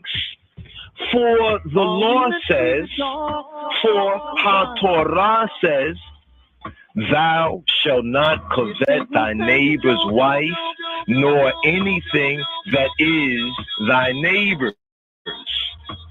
Verily, when HaTorah, the law, orders us not to covet, it should, I think, confirm strongly the argument that the reason is capable of controlling covetous desires, even as it does the passions that militate against justice. How else can a man naturally gormandizing and greedy and drunken be taught to change his nature, if the reason be not manifestly the master of the passions? Certainly. As soon as a man orders his life according to the law, according to HaTorah, if he is miserly, he acts contrary to his nature and lends money to the needy without interest, and at the 7th year periods cancels the debt. And if he is parsimonious, he is overruled by the law. He is overruled by HaTorah through the action of reason, and refrains from gleaning his stubbles or picking the last grapes from his vineyards, or vineyards, if you please. And with regard to all the rest, we can recognize that reason is in the position of master over the passions or affections. patience. For the law, Torah, ranks above affection for parents, so that a man may not for their sakes surrender his virtue. And it overrides love for a wife, so that if she transgress, a man should rebuke her. And it governs love for children, so that if they are naughty, a man should punish them. And it controls the claims of friendship, so that a man should reprove his friends if they do evil. And do not think it a paradoxical thing when reason through the law, through HaTorah, is able to overcome even hatred, so that a man refrains from cutting down the enemy's orchards and protects the property of the enemy from the spoilers and gathers up their goods that have been scattered. And the rule of reason is likewise proved to extend through the most aggressive passions or vices: ambition, vanity, ostentation, pride, and backbiting. For the temperate mind repels all these debased passions, even as it does anger, for it conquers even this. Yea, Moses, when he was angered against Dathan and Abiram, did not give free course to his wrath, but governed his anger by his reason. For the temperate mind is able, as I said, to win the victory over the passions, modifying some while crushing others absolutely. Why else did our wise father Jacob, our wise father Yaakov, blame the houses of Simeon and Levi for their unreasoning slaughter of the tribe of the Shechemites, saying, "Accursed be their anger"? For had not reason possessed the power to restrain their anger, he would not have spoken thus. For had not reason possessed the power to restrain their anger, he would not have spoken thus. He would not have spoken like this. For in the day when God, when Ha Elohim, Baruch Hu, Baruch Hashem, created man, he planted in him his passions and inclinations, and also at the very same time set the mind on a throne amidst the senses to be his sacred guide in all things. And to the mind, he gave the law. He gave HaTorah, by which if a man order himself, he shall reign over a kingdom that is temperate and just and virtuous and brave. The reading for the first day of Hanukkah. Rastafari, Hanukkah, Sameach. Joyful Rastafari initiation. Fighting Eiladea, Maccabees, Hanukkah.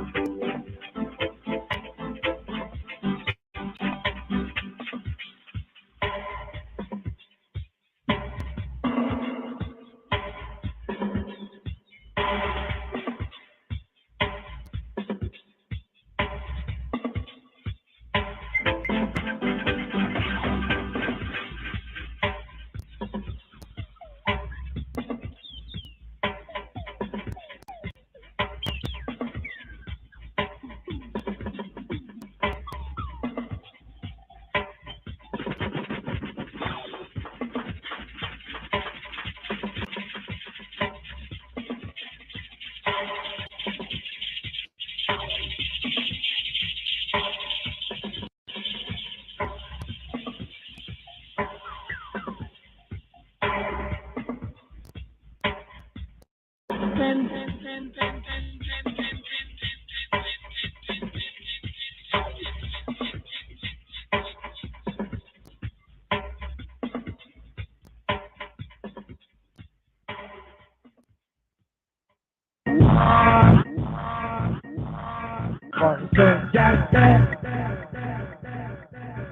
I say more, you say fire. More fire. Why, lush, perfect, blessed, more fire, more fire, more fire. Are ye not as children of the Ethiopians unto me, O children of Israel, O children of Israel?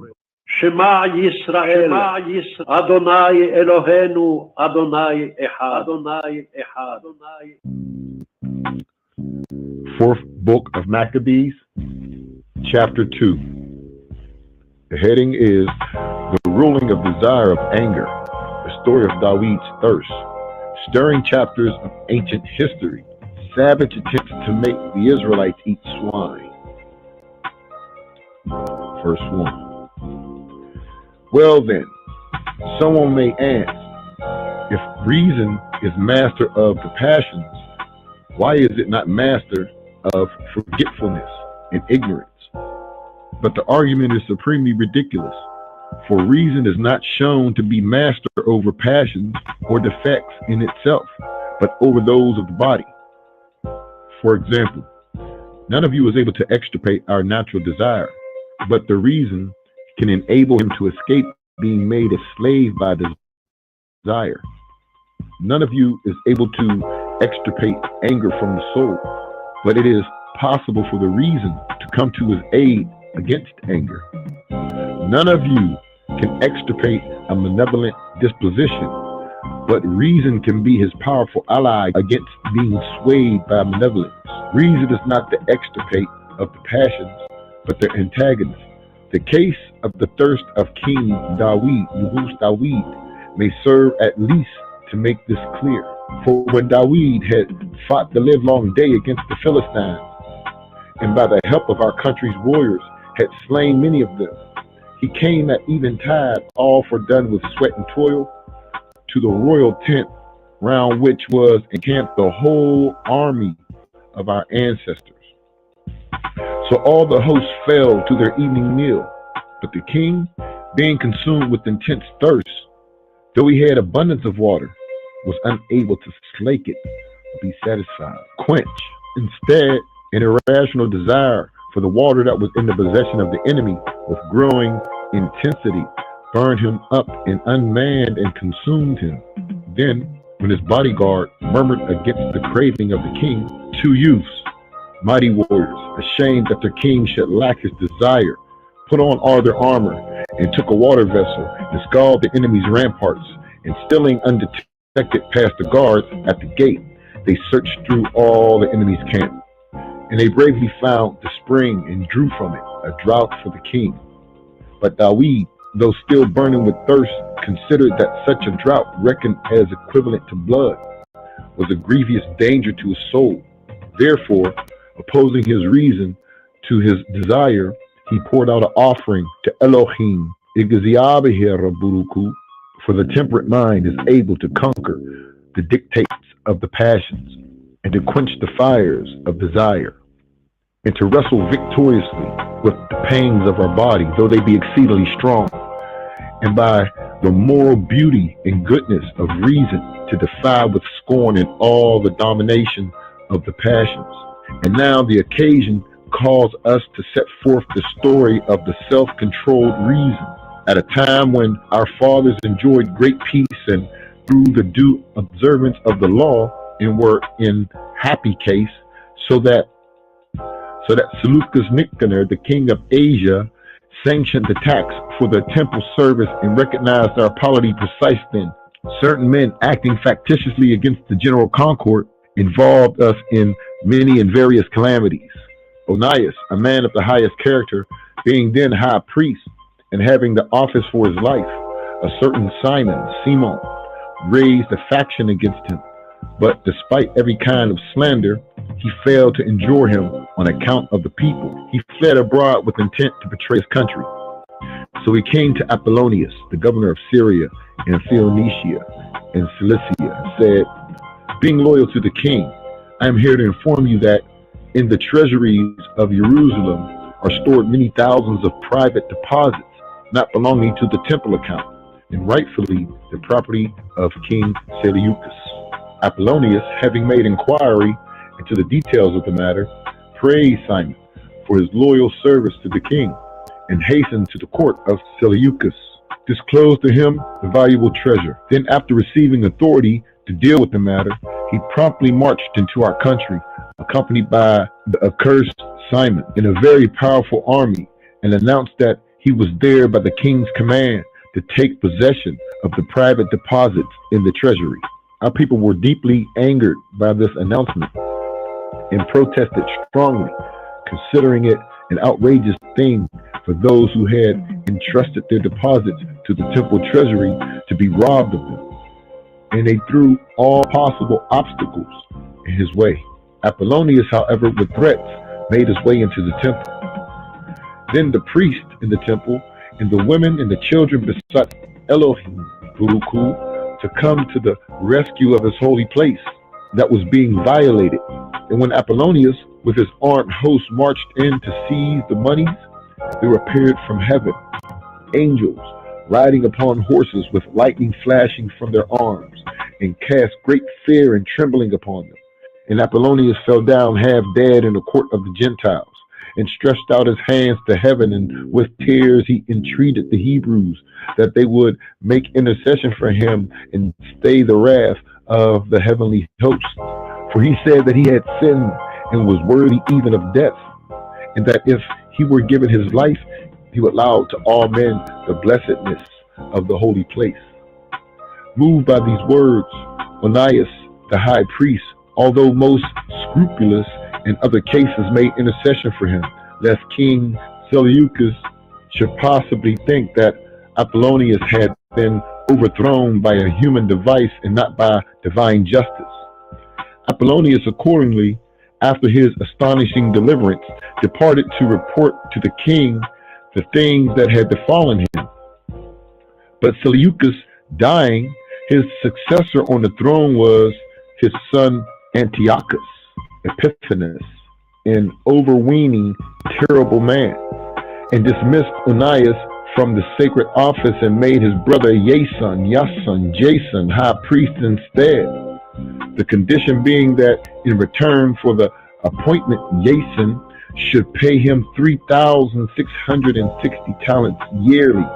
So he appointed Jason high priest and made him chief ruler over the people. And he, Jason, introduced to our people a new way of life, a new constitution in utter defiance of the law. So that not only did he lay out a gymnasium on the Mount of our fathers, but he actually abolished the service of the temple. Wherefore the divine justice was kindled to anger and brought Antiochus himself as an enemy against us. For when he was carrying on war with Ptolemy in Egypt, and heard that the people of Jerusalem had rejoiced exceedingly over a report of his death, he immediately marched back against them. And when he had plundered the city, he made a decree denouncing the penalty of death upon any who should be seen to live after the law of our fathers. But he found all his decrees of no avail to break down the constancy of our people to the law. And he beheld all his threats and penalties utterly despised, so that even women, for circumcising their sons, though they knew beforehand what would be their fate, were flung together with their offspring headlong from the rocks. When therefore his decrees continued to be contemned by the mass of the people, he personally tried to force by tortures each man separately to eat unclean meats, and thus abjure the Israelite religion. Accordingly, the tyrant Antiochus, accompanied by his counselors, sat in judgment on a certain high place with his troop drawn around him in full armor. And he ordered his guards to drag there every single man of the Hebrews and compelled them to eat swine's flesh and things offered to idols. But if any man should refuse to defile themselves with the unclean things, they were to be tortured and put to death. And when many had been taken by force, one man, first from among the company, was brought before Antiochus, a Hebrew whose name was Eleazar, a priest by birth, trained in knowledge of the law, a man advanced in years and well known to many of the tyrant's court for his philosophy. And Antiochus, looking on him, said, "Before I allow the tortures to begin for you, O vulnerable man, I would give you this counsel, that you should eat of the flesh of the swine and save your life. For I respect your age and your gray hairs, although to have worn them so long a time and still to cling to the Israelite religion makes me think you no philosopher. For the most excellent is the meat of this animal which nature has graciously bestowed upon us. And why should you abominate it? Truly it is folly not to enjoy innocent pleasures, and it is wrong to reject nature's favors. But it will be still greater folly, I think, on your part, if with idle vaporing about truth you shall proceed to defy even me to your own punishment. Will you not awake from your preposterous philosophy? Will you not fling aside the nonsense of your calculations and adopting another frame of mind befitting your mature years, learn the true philosophy of expediency, and how to my charitable counsel and have pity on your own vulnerable age? For consider this, to that even if there be some power whose eye is upon this religion of yours, he will always pardon you for a transgression done under compulsion. Thus, urged by the tyrant to the unlawful eating of unclean meat, Eleazar asked permission to speak. And receiving it, he began his speech before the court as follows. We, O Antiochus, having accepted the divine law as the law of our country, do not believe any stronger necessity is laid upon us than that of our obedience to the law. Therefore, we do surely deem it right not in any way whatsoever to transgress the law. And yet, were our laws, as you suggest, not truly divine, while we vainly believed it to be divine? Not even so would it be right for us to destroy our reputation for pity. Think it not then a small sin for us to eat the unclean thing. For the transgression of the law, be it small things or in great, is equally heinous, for in either case equally the law is despised. And you scoff at our philosophy, as if under it we were living in a manner contrary to reason.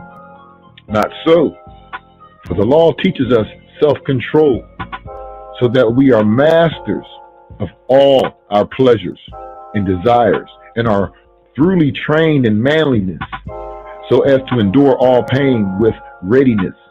And it teaches justice, so that with all our various dispositions we act fairly.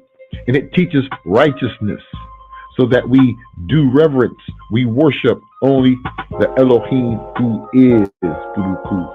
Therefore do we eat no unclean meat, for believing our law to be given by Elohim Buruku, we know also that the creator of the world, as a lawgiver, feels for us according to our nature.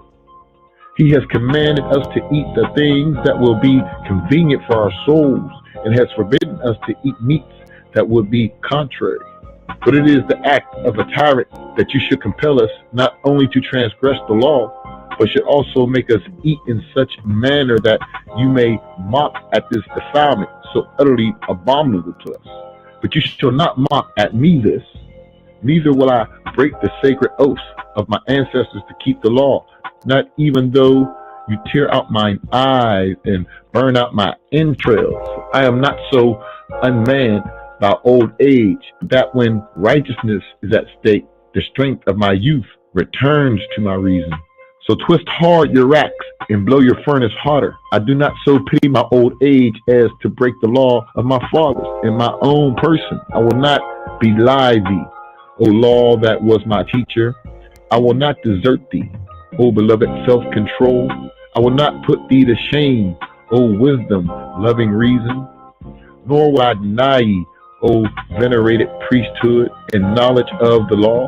neither shalt thou sully the pure mouth of my old age and my lifelong constancy to the law. Clean shall my fathers receive me, unafraid of the torments even to death. For thou indeed mayest be tyrant over unrighteous men, but thou shalt not lord it over my resolution in the matter of righteousness, either by thy words or through thy deeds. Amen. In the name of the King of Kings, Nugusta Gesta Ethiopia, Kedamawi Haile Selassie, Jah Rastafari, everything. Hashem Yeshua. Shalom.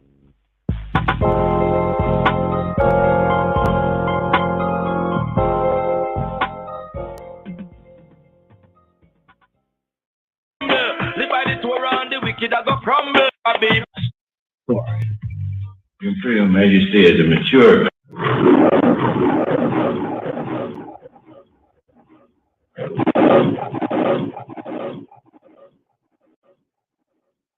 My advice to all is to fulfill the Ten Commandments. Your Imperial Majesty is a mature Christian. Have you a special word for young people of these days? በዚህ ቀን የኛ ግዛት ውስጥ ላለው ሁሉ ነው የምንናገረው። On this occasion, I address also all those within our empire. Our Christianity is not restricted to a given church, and I stress above all that we do not wish to make distinctions. My advice to all is to fulfill the Ten Commandments. You are aware of the contents of the Ten Commandments and can elaborate on it. If the nation for which I am the emperor follows and accepts this, since it's also what I accept and follow, I would believe our country is not only historically Christian, but also actively Christian.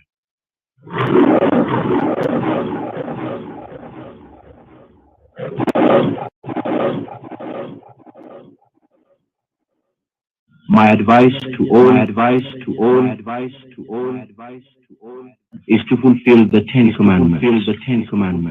Are ye not as children of the Ethiopians unto me, O children of Israel, O children of Israel?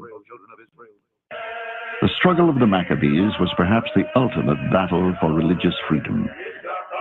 Since the time of Judah, the flames kindled in Hanukkah candles around the world each year represent a fight for spirituality. It is a battle that resonates from antiquity until the modern day, not only for the followers of Judaism, but for the faithful of all the world's great religions.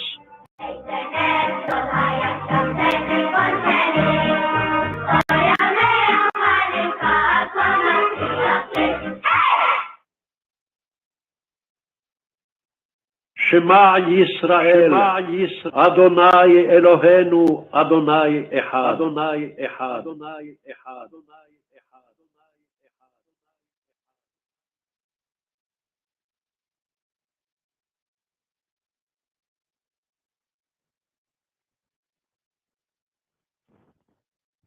The man born blind is healed. And Yeshua and Jesus passed by. He saw a man that was blind from his birth. And his disciples asked him, saying, Rebbe, Master, who did sin, this man or his parents, that he was born blind? Yeshua answered, Neither has this man sinned nor his parents, but that the works of Elohim should be made manifest in him. I must work the works of him that sent me while it is day. The night cometh when no man can work. As long as I am in the world, I am the light of the world. When he had thus spoken, he spat on the ground and made clay of the spittle, and he anointed the eyes of the blind man with the clay. And he said to him, Go, wash in the pool of Siloam. And that is, by interpretation, sent. He went his way, therefore, and washed, and came, seeing.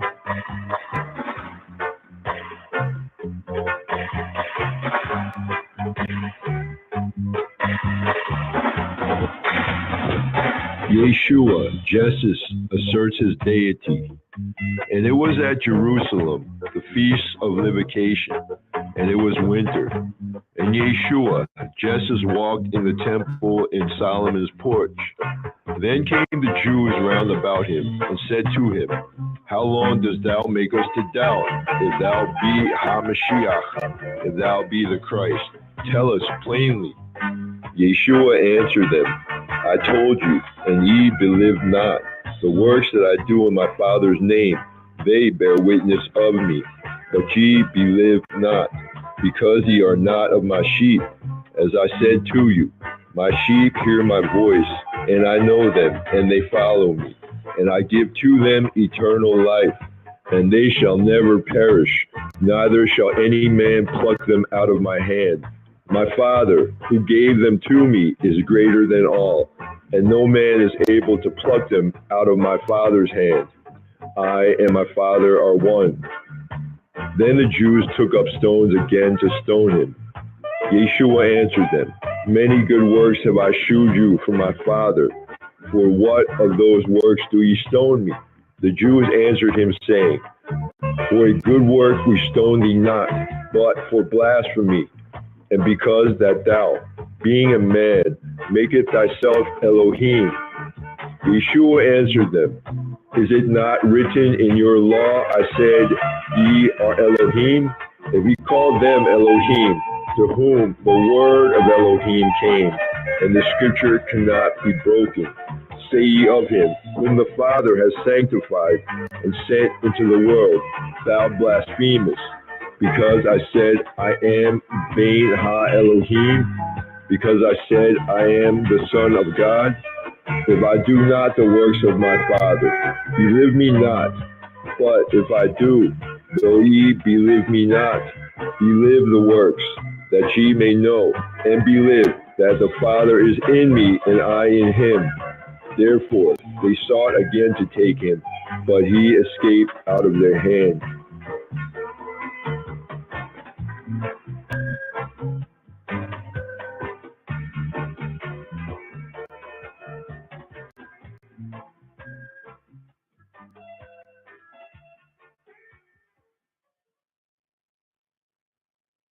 Father and Son, Father and Son, Father and Son, Father. God bless you. God bless you. God bless you. God bless you.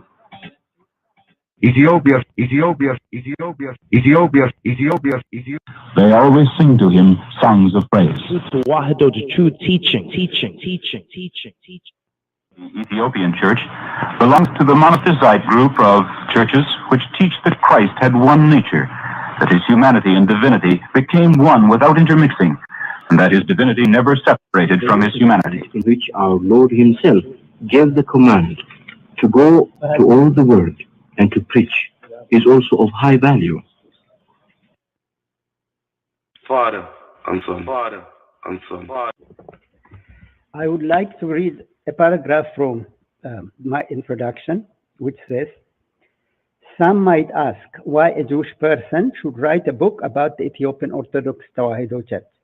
From my first year at Harvard University, when I became the first Ethiopian student of the famous Divinity School, studying comparative religions, I began to realize that the Ethiopian Orthodox Tewahedo Church is the most Jewish of all Christian churches. Is the most Jewish of all Christian churches. Is the most Jewish of all Christian churches. Is the most Jewish of all. You name Jagat and is a rebel among men. He didn't know like the name. Yes, and you name Jagat and is a rebel among men.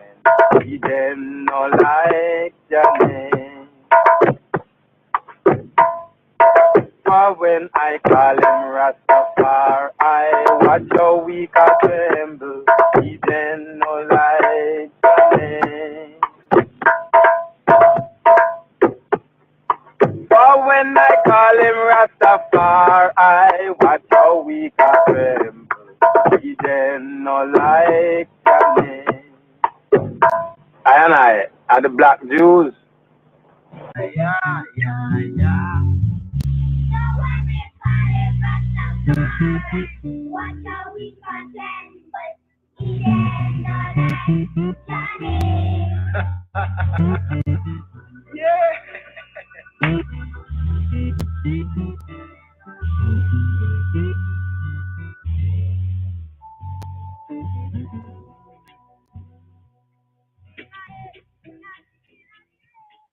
Father and Son, Father and Son, Father and Son. With Ethiopia, this man was born there. Babylon, to them that know me. Of Rahab and Babylon, Selah. I will make mention of Rahab and Babylon to them that know me. Behold, Philistia and Tyre with Ethiopia. This man was born there. Man was born there. Selah. Father and Son, Father and Son, Father and Son. And here from that psalm, according to the royal order, the Ethiopian Hebrews, the daily psalm for the 19th of December. You know, the second day for the Monday was the 87th psalm. And that psalm right there. This man was born there. So here, today's daily psalm, according to the royal order, the Ethiopian Hebrews, Psalm 87. Stay tuned for today's lesson on the true good news of His Imperial.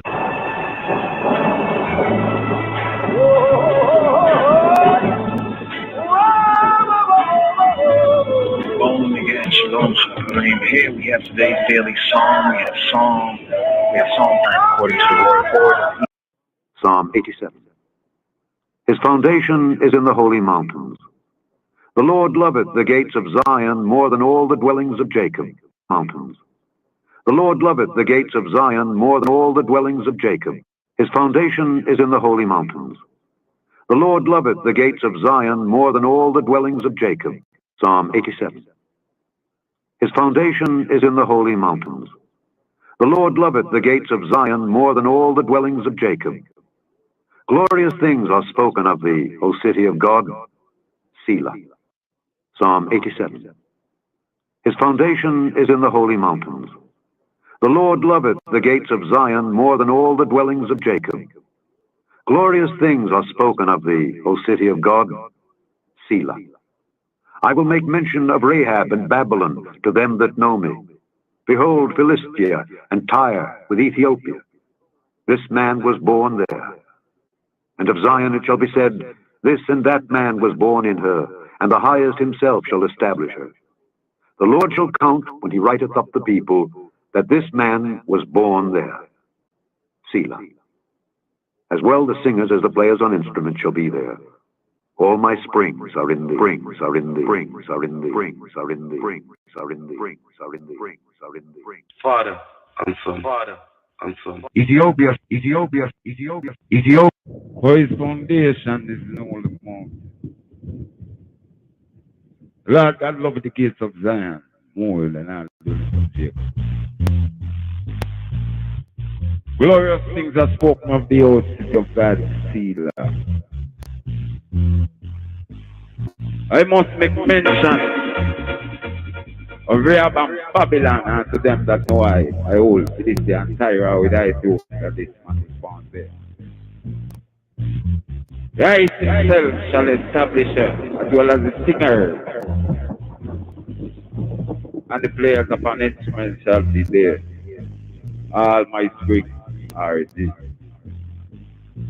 Lord God shall Rastafari highly Selassie the first shall come, when he riseth up the people, that this man was born there.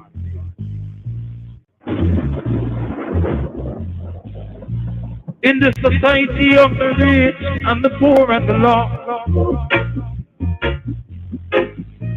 In the society of the rich and the poor and the lost.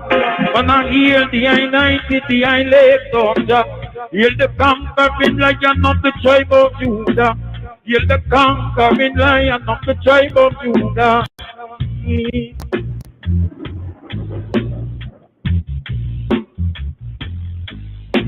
We are in the society of the rich and the poor and the lost. When I hear the I-90, the I-left of Jah, Heal the conquering lion of the tribe of Judah. Yeah. Oh, yeah. Oh, yeah.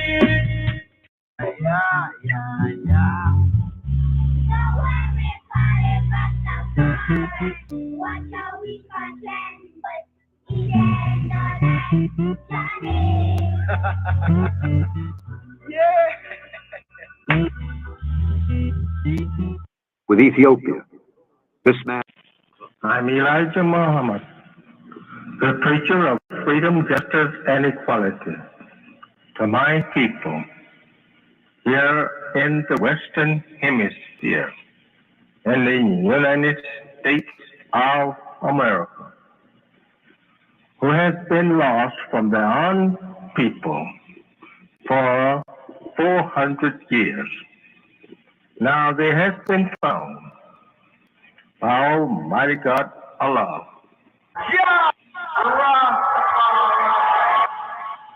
In the person of Kadamawi. to whom praises due forever. We want to sell out the black people. I say people out here know what I'm going. But His Majesty will never join America and Russia. I'll do a little closer to America because so much black people in America. So it must closer to America because I'm having people. You know, just as easy as that. His Majesty will never. So people still searching for this truth here, which this reggae music, you know, bring Christ to them, and the only purpose it serves is to tell the people about Rastafari. Let's ride up, not the King James Version, the King of Kings Bible right here. Today's daily Psalm, Psalm 87, double I. Legation, aggression, legation, legation, Ethiopia menace. You know, but we want the next verse with America. But we want the next verse with America.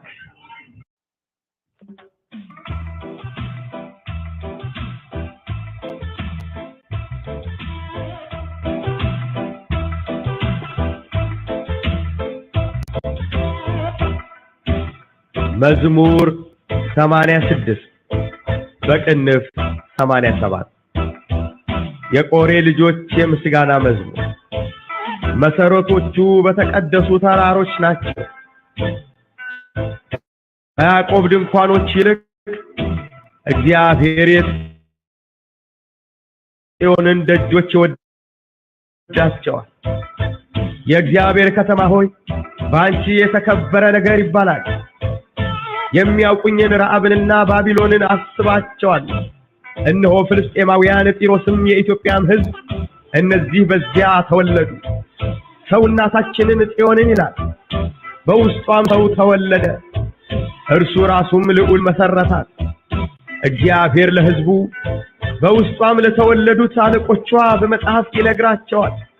ባንቺም የሚኖሩ ሁሉ ደስ እንደሚላቸው ይነግራቸዋል። Psalm 87. His foundation is in the holy mountains.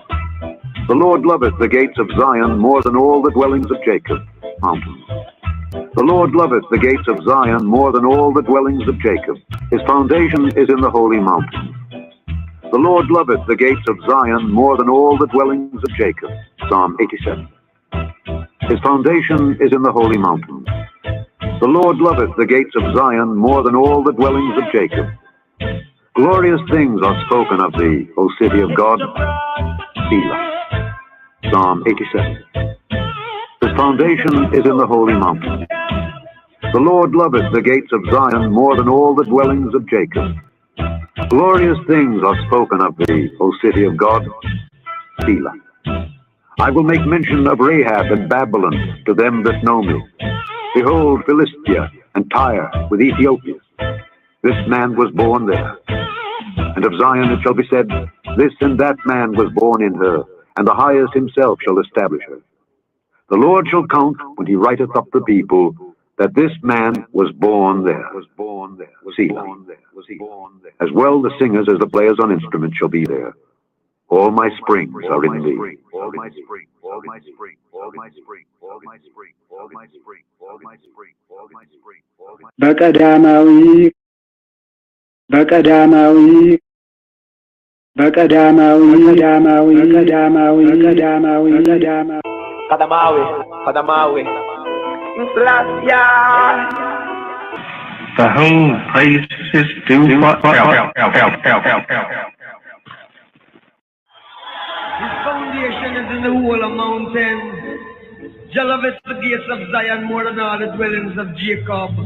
Glorious things have been spoken of the city of God. I'll make mention to Rahab and Babylon to them that know I. With the old Philistine Tyre, with Ethiopia, it shall be said that this man was born there. And the highest himself shall establish there. Jah Rastafari.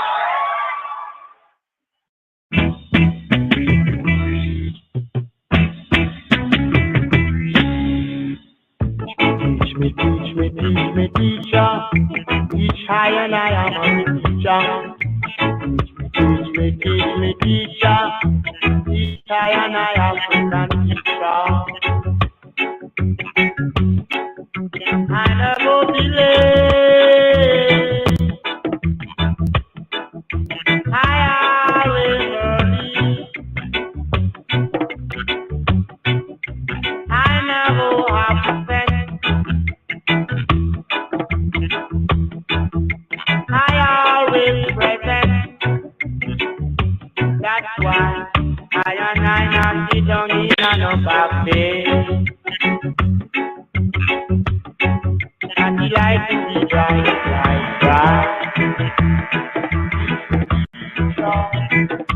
Oh, bright.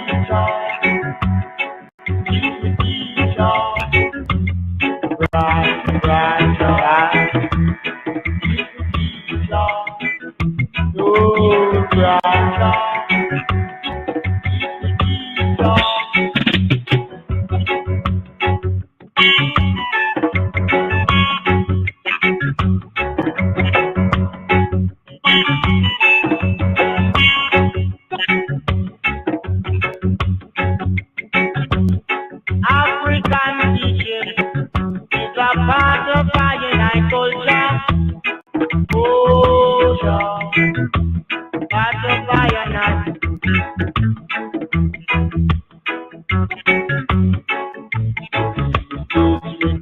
teacher, and I am a teacher.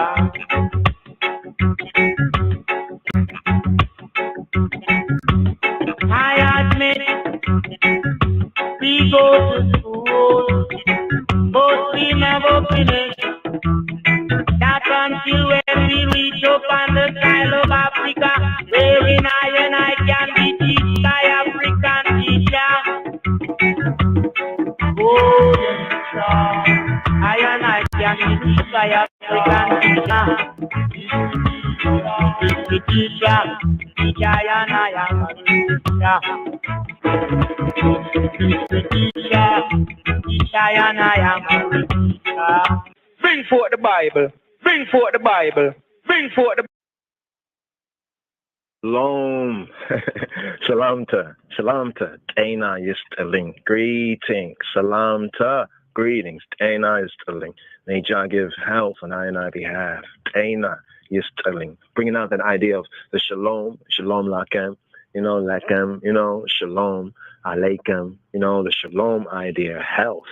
Shalom is also in the trifold sense. That shalom in spirit, in soul, in body, and I might, I health, I wealth, that fullness of health. So we say, Dana Yisterling. Yes, today's daily psalm, and it's a beautiful psalm here. We're going to go through the Royal Amharic, right, from the Book of the Seven Seals of Garmawi, Kermawi, Haile Selassie, the line of the tribe of Judah, the root of David, the Authorized, Revised, and Horic Bible, the HSV, as we refer to, the Haile Selassie version, alongside with the KJV for today's daily psalm, the daily reading and feeding right here, according to the royal order of the Ethiopian Hebrews, and after the order of Melchizedek in the Ethiopic enunciation. Yes, So here we have Zion, Sion, Sion, the world center, Jah world center. The center of John's world is Holy Mount Sion, Holy Mount Zion. Sion, Yehizboch, not. Ethiopically esteemed, in connection with the HSV, the Haile Selassie version, the Authorized, Revised, and Horic Bible. We have Sion, Zion, Yehizboch, of the peoples. Another way of bringing this idea of Goyim, the nations or the nationalities, other than Yasharel or Yisrael, the children of Ethiopia and children of Israel. So we have the nations or the Hizboch, the peoples, in not. Sion, Yehizboch, in not. Zion, the mother of the peoples. Interesting, the theme right here, from the Royal Amharic. So here, the Book of the Seven Seals, the superscription, Yekorei Lejoch, Yemiskana, Mezmur. Yekorei Lejoch, Yemiskana, Mezmur. Of the children, Lejoch of Korei, Yekorei of Korah, Korach, Hebrew, Korach. We have Korei, Yekorei Lejoch. Sons, the sons of Korah, Miskana, of thanks and praises, Miskana, like the Todah, Todah, the thanksgiving, Miskana, Mezmur, a chant, an intonation of thanksgiving. Now it's interesting because we have the shir in the Hebrew, the shir, Livnei Korach Mizmor Shir, superscription in the Hebrew, Livnei or Livnei Korach Mizmor Shir. In the Royal Amharic, the Metzav, Kedus, and Nus, and the gas, we have Yekorei Lejoch, Yemiskana, Mezmor. So how we have the Mizmor and the Shir, Mizmor and the Shir bring out the sense of the Miskana, being that Shir often translates as an ode, the ode, like an ode of a chant, an ode of a psalm. So that superscription, riding up with Sion, Yehizboch, not Zion, the mother of the peoples. Sion, the mother of the peoples, Zion, the world center. Nesma'ab, Wawelid, Wamenfesik Kedus, Ahadu Amlak, Mezmur, Samanya, Sabat, Mezmur Dawit, Izare, Mezmur, Yekorei Lejoch, Yemiskana Mezmur. Mesaratochu, Abetekedesu, Teraroch Nacho. His foundation, Mesaratochu, his foundation in the holy, the Isla Mountains, Betekedesu Teraroch Nacho, Mesaratochu, Betekedesu Teraroch Nacho.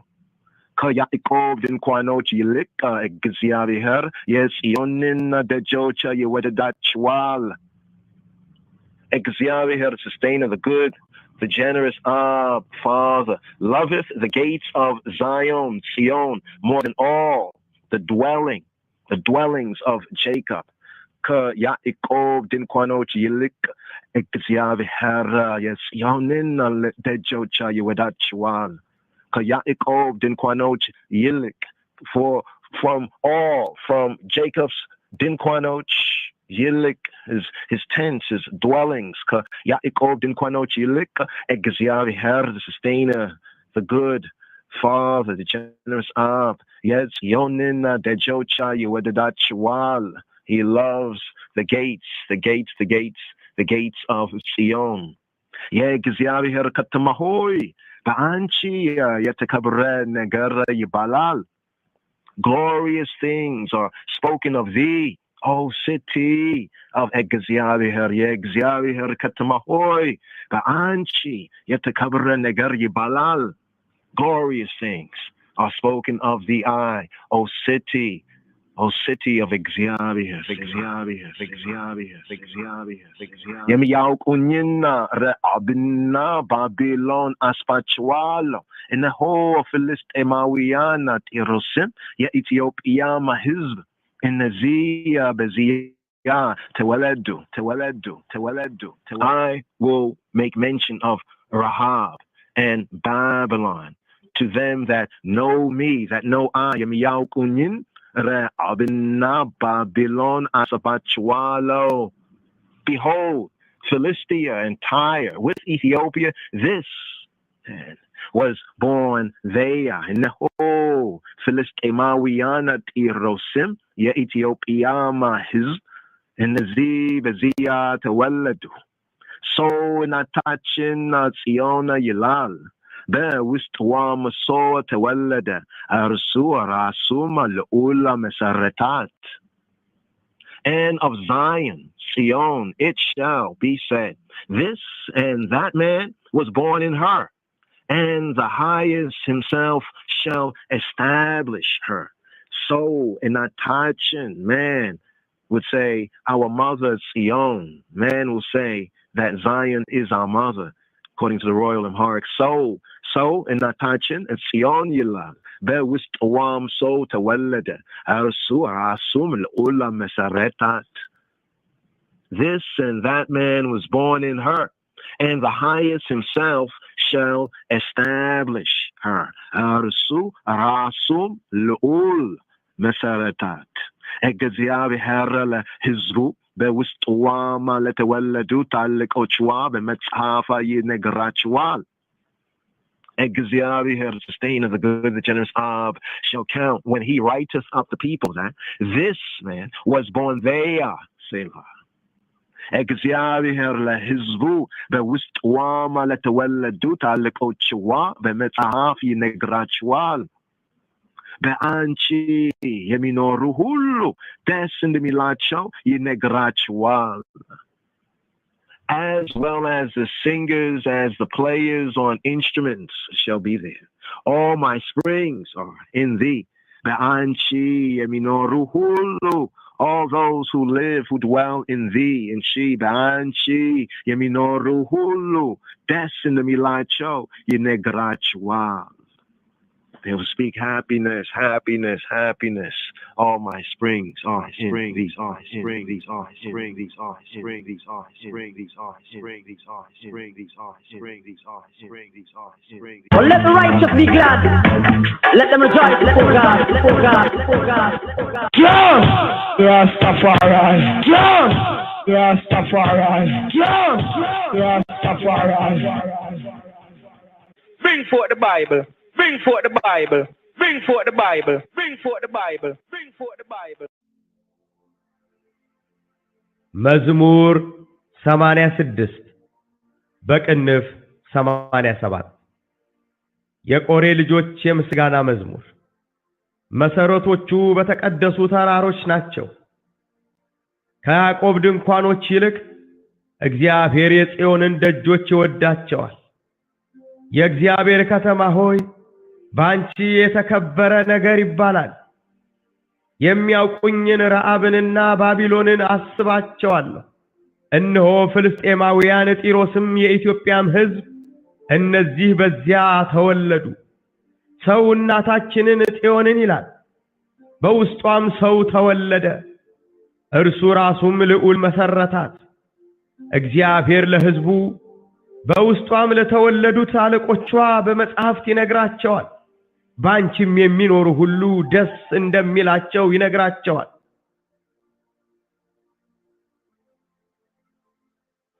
With Ethiopia, this man was born there, Babylon, to them that know me. Mention of Rahab and Babylon, Selah. I will make mention of Rahab and Babylon to them that know me.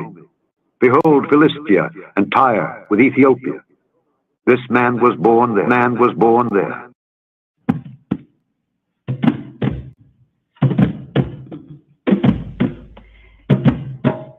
Jah is thy shepherd. Jah is thy shepherd. I shall not bow. Make a soldier to deliver I. Make a soldier to help I. Let them be ashamed and confronted that seek after thy soul. Let them return back to them, put confusion and divide thy hurt. Let them turn back for a reward of their shame that say, ha ha. Let all those that seek thee rejoice and be glad in thee. Let such as love thy salvation say continually, let Jah be magnified. But I art poor and needy. Make haste, O Jah, thou art I help. Thou art I deliverer. O Jah, make no tarry. Rastafari, of thy hands to the hills. Let Jah praise. Rastafari. For his foundation is in the holy mountains. Jah loveth the gates of Zion more than all the dwelling places of Jacob. Glorious things are spoken of thee, O city of God, Selah. I'll make mention unto Rabbi Babylon to them that know me, behold, and stand and tie with Ethiopia, them that are gone there. And of Zion it shall be said, this and that man was born in her, and the highest himself shall establish her.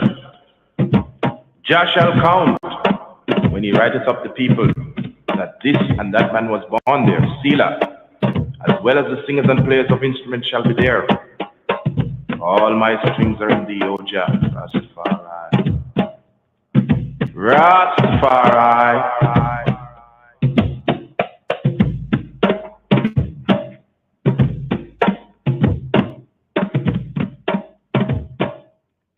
ሰላም ለዓለም የእግዚአብሔር ልጆች ሆይ አንድነትና አንድ ፍቅር ለሁላችንም ይሁን።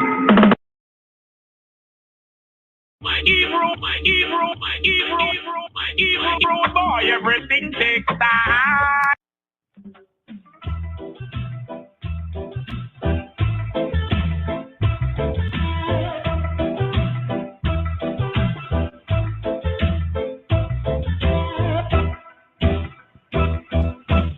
מזמור פ"ז לבני קורח מזמור שיר. יסודתו בהררי קודש. אוהב אדוני שערי ציון מכל משכנות יעקב. נכבדות מדובר בך, עיר האלוהים סלע. אזכיר רהב ובבל ליודעי, הנה פלשת וצור עם כוש, זה יולד שם.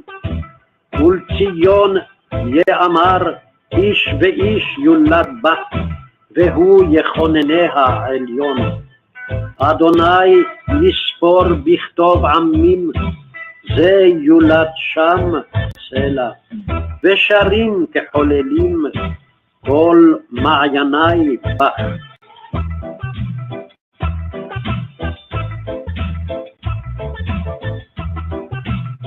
Psalm 87.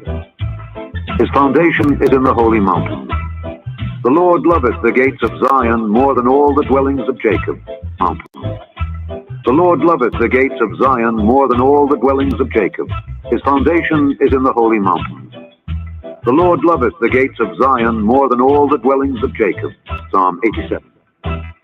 His foundation is in the holy mountains. The Lord loveth the gates of Zion more than all the dwellings of Jacob. Glorious things are spoken of thee, O city of God, Selah. Psalm 87. His foundation is in the holy mountains. The Lord loveth the gates of Zion more than all the dwellings of Jacob. Glorious things are spoken of thee, O city of God, Selah. I will make mention of Rahab and Babylon to them that know me. Behold, Philistia and Tyre with Ethiopia. This man was born there. And of Zion it shall be said, this and that man was born in her, and the highest himself shall establish her. The Lord shall count, when he writeth up the people, that this man was born there. Selah. As well the singers as the players on instruments shall be there. All my springs are in thee, are in thee, are in thee, are in thee, are in thee, are in thee, are in thee. Blessed is he who in the name of charity and goodwill shepherds the weak through the valley of darkness, for he is truly his brother's keeper and the finder of lost children.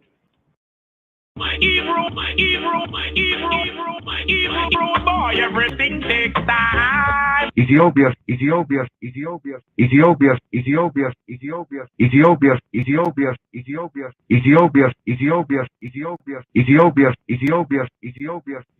are ye not as children of the Ethiopians unto me, O children of Israel, O children of Israel?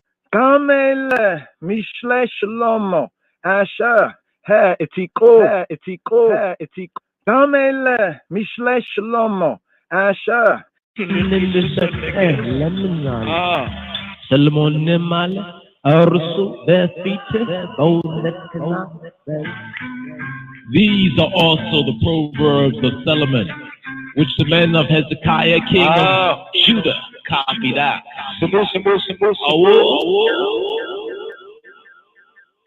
Kamele Mishle Shlomo Asher Ha Etiko Kamele Mishle Shlomo Asher Ha Etiko Anshe Chizkiah Melech Yehudah. These also are the proverbs of Solomon that the men of Hezekiah, king of Judah, copied out. Gamele Mishle Shlomo Asher Ha Etiko Anshe Chizkiah Melech Yehudah. Proverbs chapter 25, verse 1. In another Targum, in another interpretation, another Targum, the verse is rendered, glorious things are spoken in thee. Glorious things are spoken in thee. Nikabadot medubar bak. Glorious things are spoken in thee. Nikabadot medubar bak.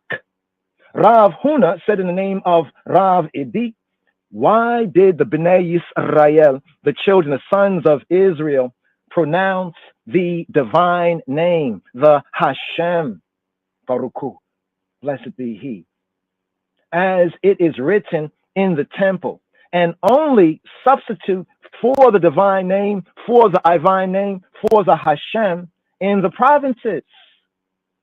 Because scripture says to those in the provinces, according to Devarim, according to Deuteronomy chapter 28, verse 58, thou shalt fear this glorious and awful name and dreadful name, the Lord thy God. Im lo tishmor la'esota et kol divrei haTorah hazota ha-ketuvim b'sefer hazeh li'yirah et Hashem ha-nikvada v'ha-norah hazeh et Yahuwah Eloheka, if thou wilt not observe to do all the words of this law, of this Torah, ha-Torah hazot, that are written in this book, ha-ketuvim b'sefer, that thou mayest fear this glorious and awful name, that thou mayest reverence this glorious and dreadful name, Yahweh Eloheka.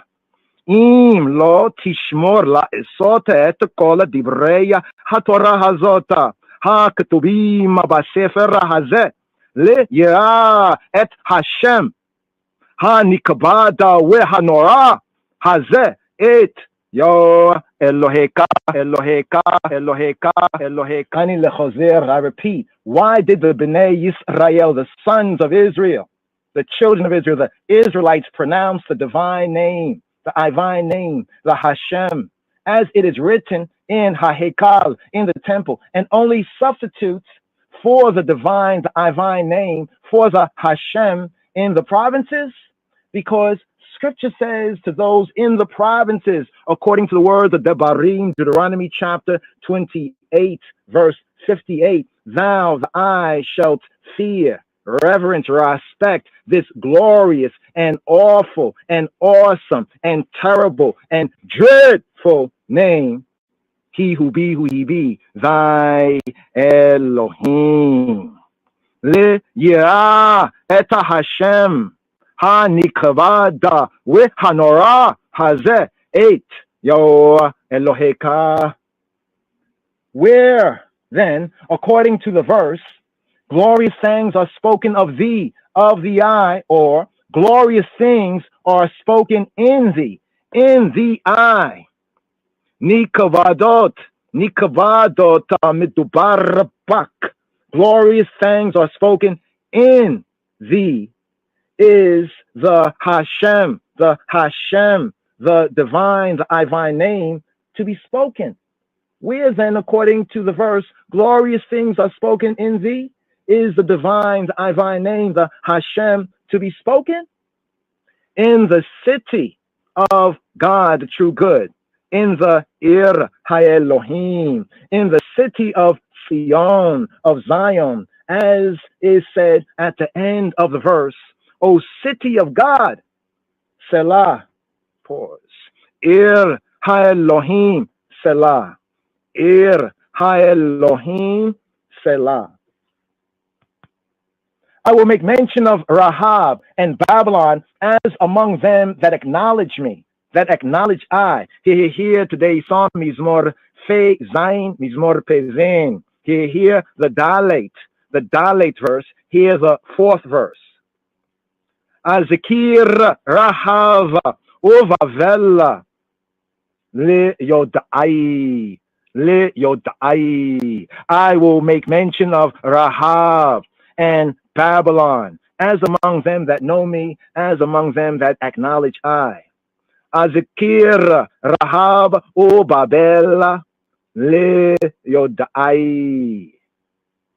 And here a note, Rahab in the verse, Azikir Rahab. Rahab is a Hebraic poetical name for Mitzrayim, for Egypt, for Kemet. It means the haughty, the arrogant, the boaster. And also in the ancient text was the name of a sea monster in the ancient myths and reasonments, in that the country was likened, according to Yeshayahu, Isaiah chapter 51, verse 9. So here, Rahab is a poetical name for Mitzrayim, for ancient Egypt, for Kemet. Ani lechozer, I repeat. I will make mention of Rahab and Babylon as among them that acknowledge me, that acknowledge I. Azikir Rahab o Vavel le Yodai. Azikir Rahab o Babel le Yodai. Rav Yehuda bar Shimon, Rav Judah bar Simon taught, the nations of the earth, the Goyei Haaretz, will bring gifts to Mashiach HaMelech, to the King Messiah, to the Negus Messiah. In the next verse of today, 87, verse 5, it reads, but of that shall be said, this man and that man was brought forth in her, this man and that man. And here full of the fourth verse of Mizmor Fe Zain Pe Zain. Azikir Rahab o Babela le Yodai Hineya Felesheta V'Sora Im Kush Ze Yulad Sham. I will make mention of Rahab and Babylon as among them that know me, as among them that acknowledge I. Behold, Philistia, Hine, Phileshet, and Tyre with Ethiopia, Im Kush. This one was born there. Ze Yulad Sham. Ze Yulad Sham. This one was born there. Of Zion, and of Zion it shall be said, U'alid Zion ye amar, Isha ve'isha yulada baha. But of Zion it shall be said, this man and that was born in her. U'alid Zion ye amar, Ish ve'isha yulad baha. This man and that refers to the Messiahs, Meshachim, to the Messiahs, to the true Nazarenes, the true anointed ones, aka PKA, publicly known as Christians, the true Messiahs, Meshachim of Ha'adon, of Adonai, the true Messiahs of the Lord, to the Messiah, the son of Dawid, Ben Dawid, and to the Messiah, the son of Ephraim, And here for more on this Midrash note, see the Midrash on Psalm 60.3, Psalm 60, the third parek, the third section, Psalm 60.3. Brought forth, Yulad Baha, brought forth in her, birthed in her, brought forth in her, Yulad Baha. It is meant that the Messiahs will be lifted up above Hagoyim, above the nations, above the nationalities, above the Gentiles, above the international community, as in the verse, even the verse from Psalm 90, Hebraically the second verse that reads, before the mountains were lifted up, B'tarem harim yuladu, before the mountains were brought forth, before the mountains were lifted up. B'tarem harim yuladu, before the mountains were lifted up. B'tarem harim yuladu. Midrash note, the word nolad can mean either in Hebrew, the word nolad in yuladu, nolad can mean either brought forth or lifted up. Brought forth in the sense of birthed or lifted up. Nolad can mean either Hebraically in the Hebrew, brought forth, birthed, or lifted up. And Hagoyim, and the nations and nationalities will bring gifts to Mashiach HaMelech, to the King Messiah, to the Negus Messiah, as is said, gifts, Tashuri, from the head of Amana, according to Song of Songs of Shlomo, of Solomon, Song of Songs, chapter 4, verse 8. Iti mi Levanon, kala iti mi Levanon, tavoi tashuri merosha manna merosha senir ve'charmona mia me'onota erayota mehareya nemeri.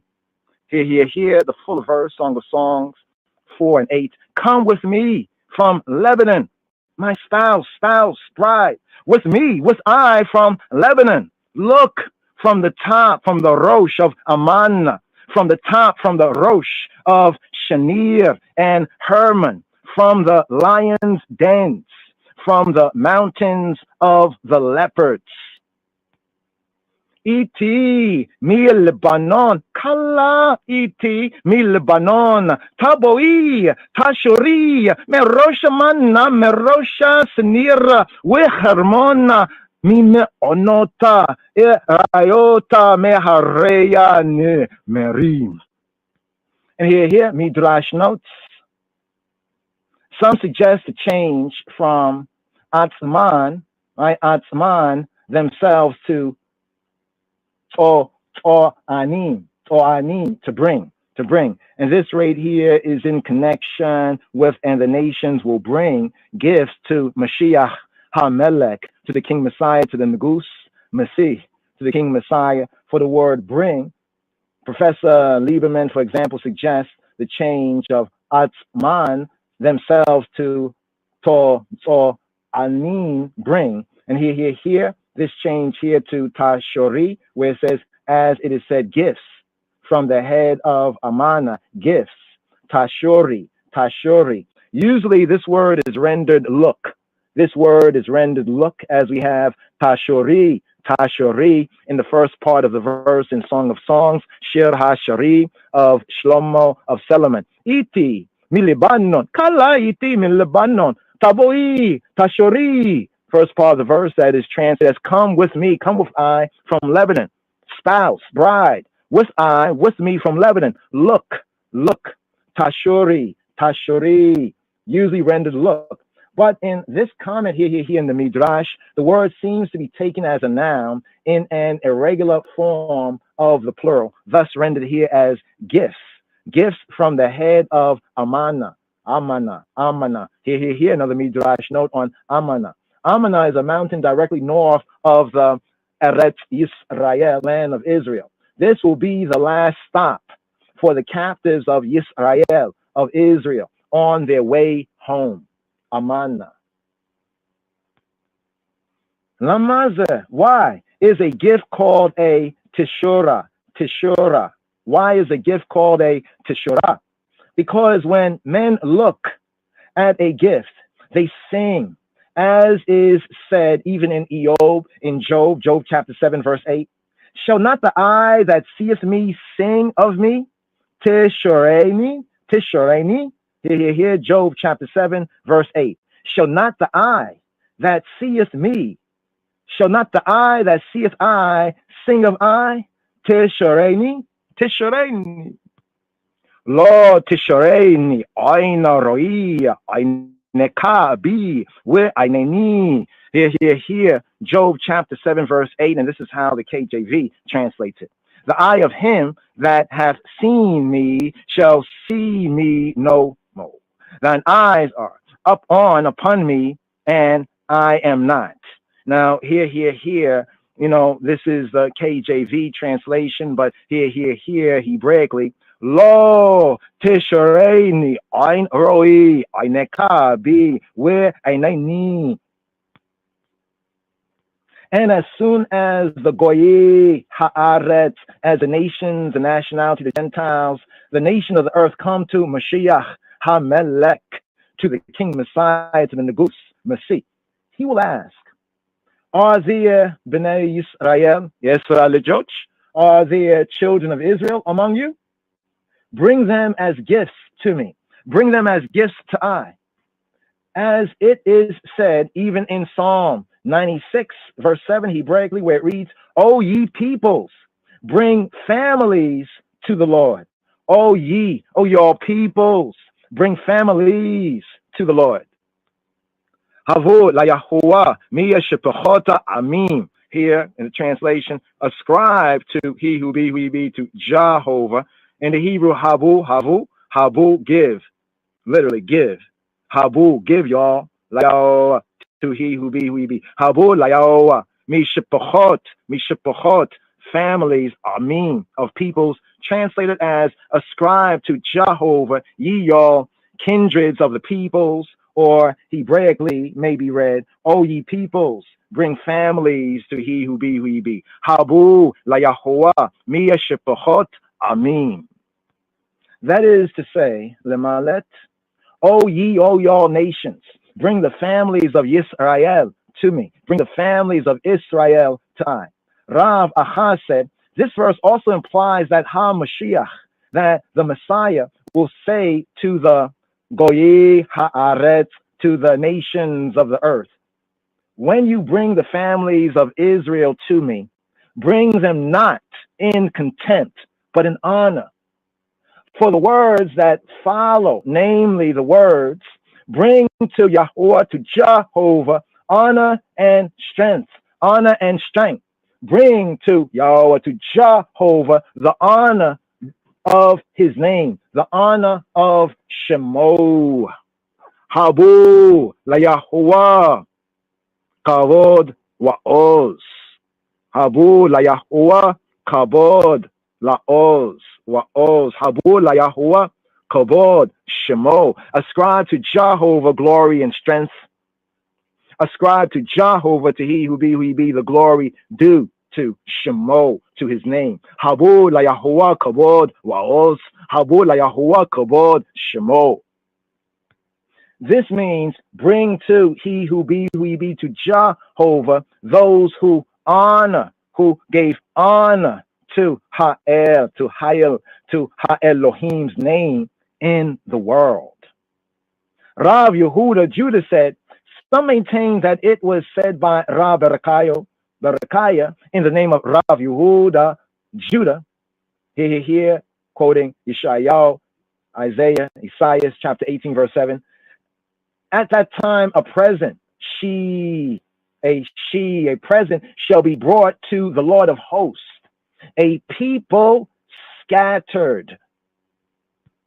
Ba'eta hahiya yuvala shai la yahuat vaota ama mea mushaka ua morata ua me ama nora mino hua wa hala goya kau or kavkava ua mevusa shara bazua neharima arzo illam kom shemio was about haratzion.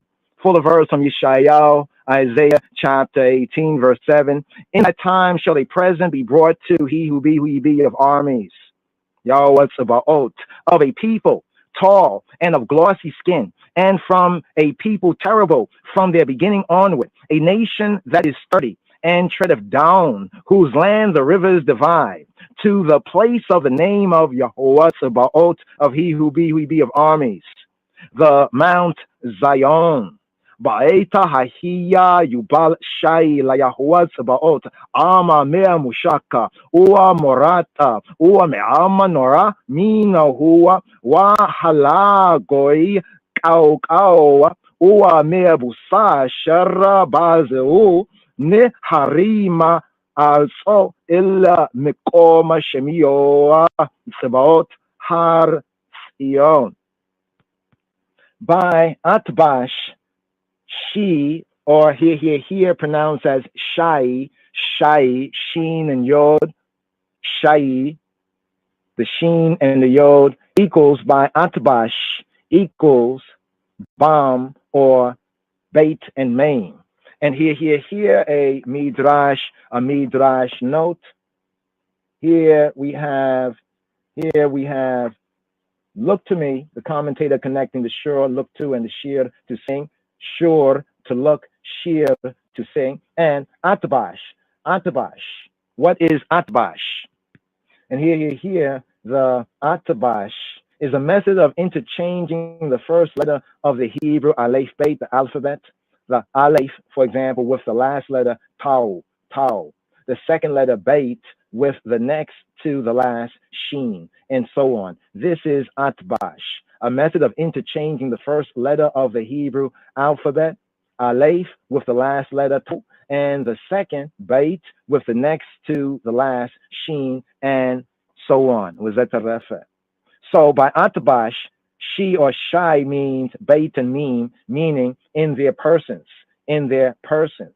Thus, all the nations Hagoyim shall bring in the persons of the Bnei Yisrael, the sons, the children of Israel, a gift, Shai, a gift to Mashiach HaMelech, to the King Messiah, Negus Masih. That is, they will bring Yisrael, they will bring Israel.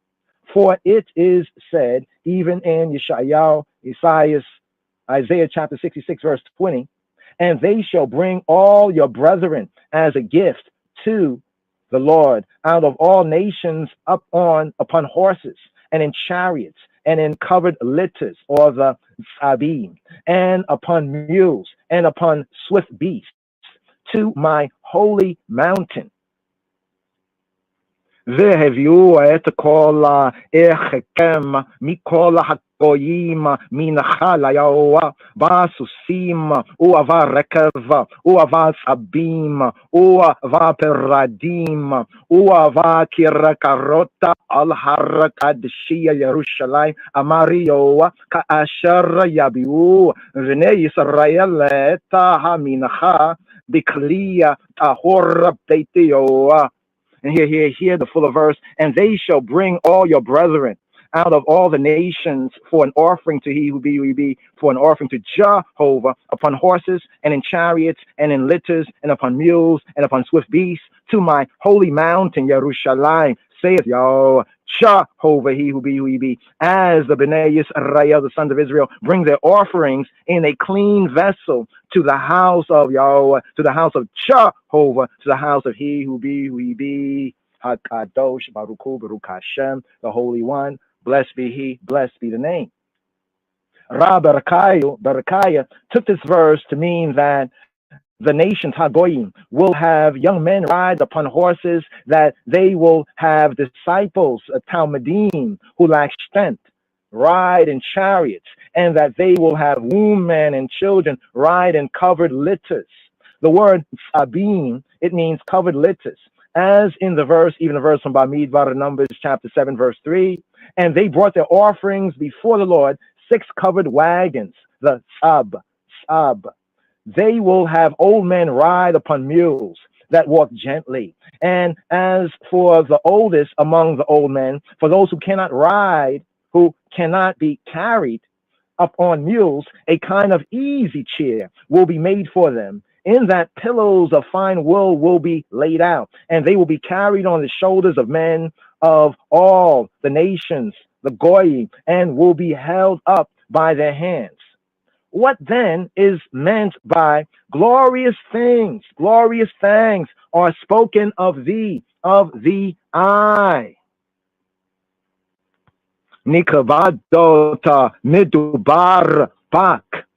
It means that the men of all the nations, all the nationalities, the Gentiles, the international community, of all the Goyim, will bring the Bnei Yisrael, the sons, the children of Israel, the Israelites, in honor. And that as these men take leave to depart from Mashiach HaMelech, the King Messiah, the Negus, Messiah, they will speak of the glorious ancestry of the Bnei Yisrael, of the sons, the children, the Israelites, saying, this one is a Kohen, this one's a priest, and that one is a Lewi, a Levite, and that other one is an Israelite commoner. Why? Why will they speak so? Because the Bnei Yisrael, the sons, the children of Israel, the Israelites, having been sold as slaves, having been enslaved, had under the oppression, the downpression of exile, lost trace of their ancestry, had forgotten their identity, and under duress became Gentiles, under duress became Goyim. Accordingly, Rav Elazar, he interpreted, according to Yeshayahu, Isaiah chapter 66, verse 21, and of them also will I take for priests and Levites, saith the Lord, saith he who be, who he be. V'gama mehem ekacha la kohanim la laviyam amar Yahweh. And of them also will I take for the priests, la kohanim, and for the Levites, la laviyam, la lawiyam, saith he who be, saith Jehovah. V'gam mehem ekacha la kohanim la lawiyam amar Yahweh. As meaning that out of the heathen who will bring Yisrael, Israel, to the King Messiah, to Mashiach HaMelech, to the Negus, Messiah, Hayel Elohim, the true good, the true God, will single out any one of priestly or Levitical or Israelitish origin. For of them also will I take, for of them also, with Gam, Mehem, Ekach, for of them also will I take. This means that Hayel Elohim, the true good, the true God, will take Kohanim and Lewim, priests and Levites, not only out of the Bnei Yisrael, the sons of Israel, the children of Israel, the Israelites that are brought, but also out of Hagoyim, out of the nation and nationalities that bring the Bnei Yisrael, that bring the sons, the children of Israel, that bring the Israelites. Hence, here, it is said, of them also will I take for priests and Levites, saith Jehovah. With Gam mehem ekach la kohanim la lawiyam amar Yahweh. And where in the books of Moshe did Hayel Elohim say this? Rav Finachas Phineas HaKohen Bar Hama, Rav Phineas the priest Bar Hama, he replied in the verse from Devarim, from Deuteronomy chapter 29, verse 28. The secret things belong to the Lord our God. Hanistarot Layahuah Eloheinu. The secret things, Hanistarot belong to he who be, Eloheinu, I and I, Elohim. Hanistarota la Yahuwah Eloheinu, Eloheinu, Eloheinu, Eloheinu, Eloheinu, Eloheinu, Eloheinu, Eloheinu, Eloheinu, Eloheinu, Eloheinu, Eloheinu, Eloheinu, Eloheinu, Eloheinu, Eloheinu, Eloheinu, Eloheinu, Eloheinu. Thank you for using Blog Talk Radio. Goodbye.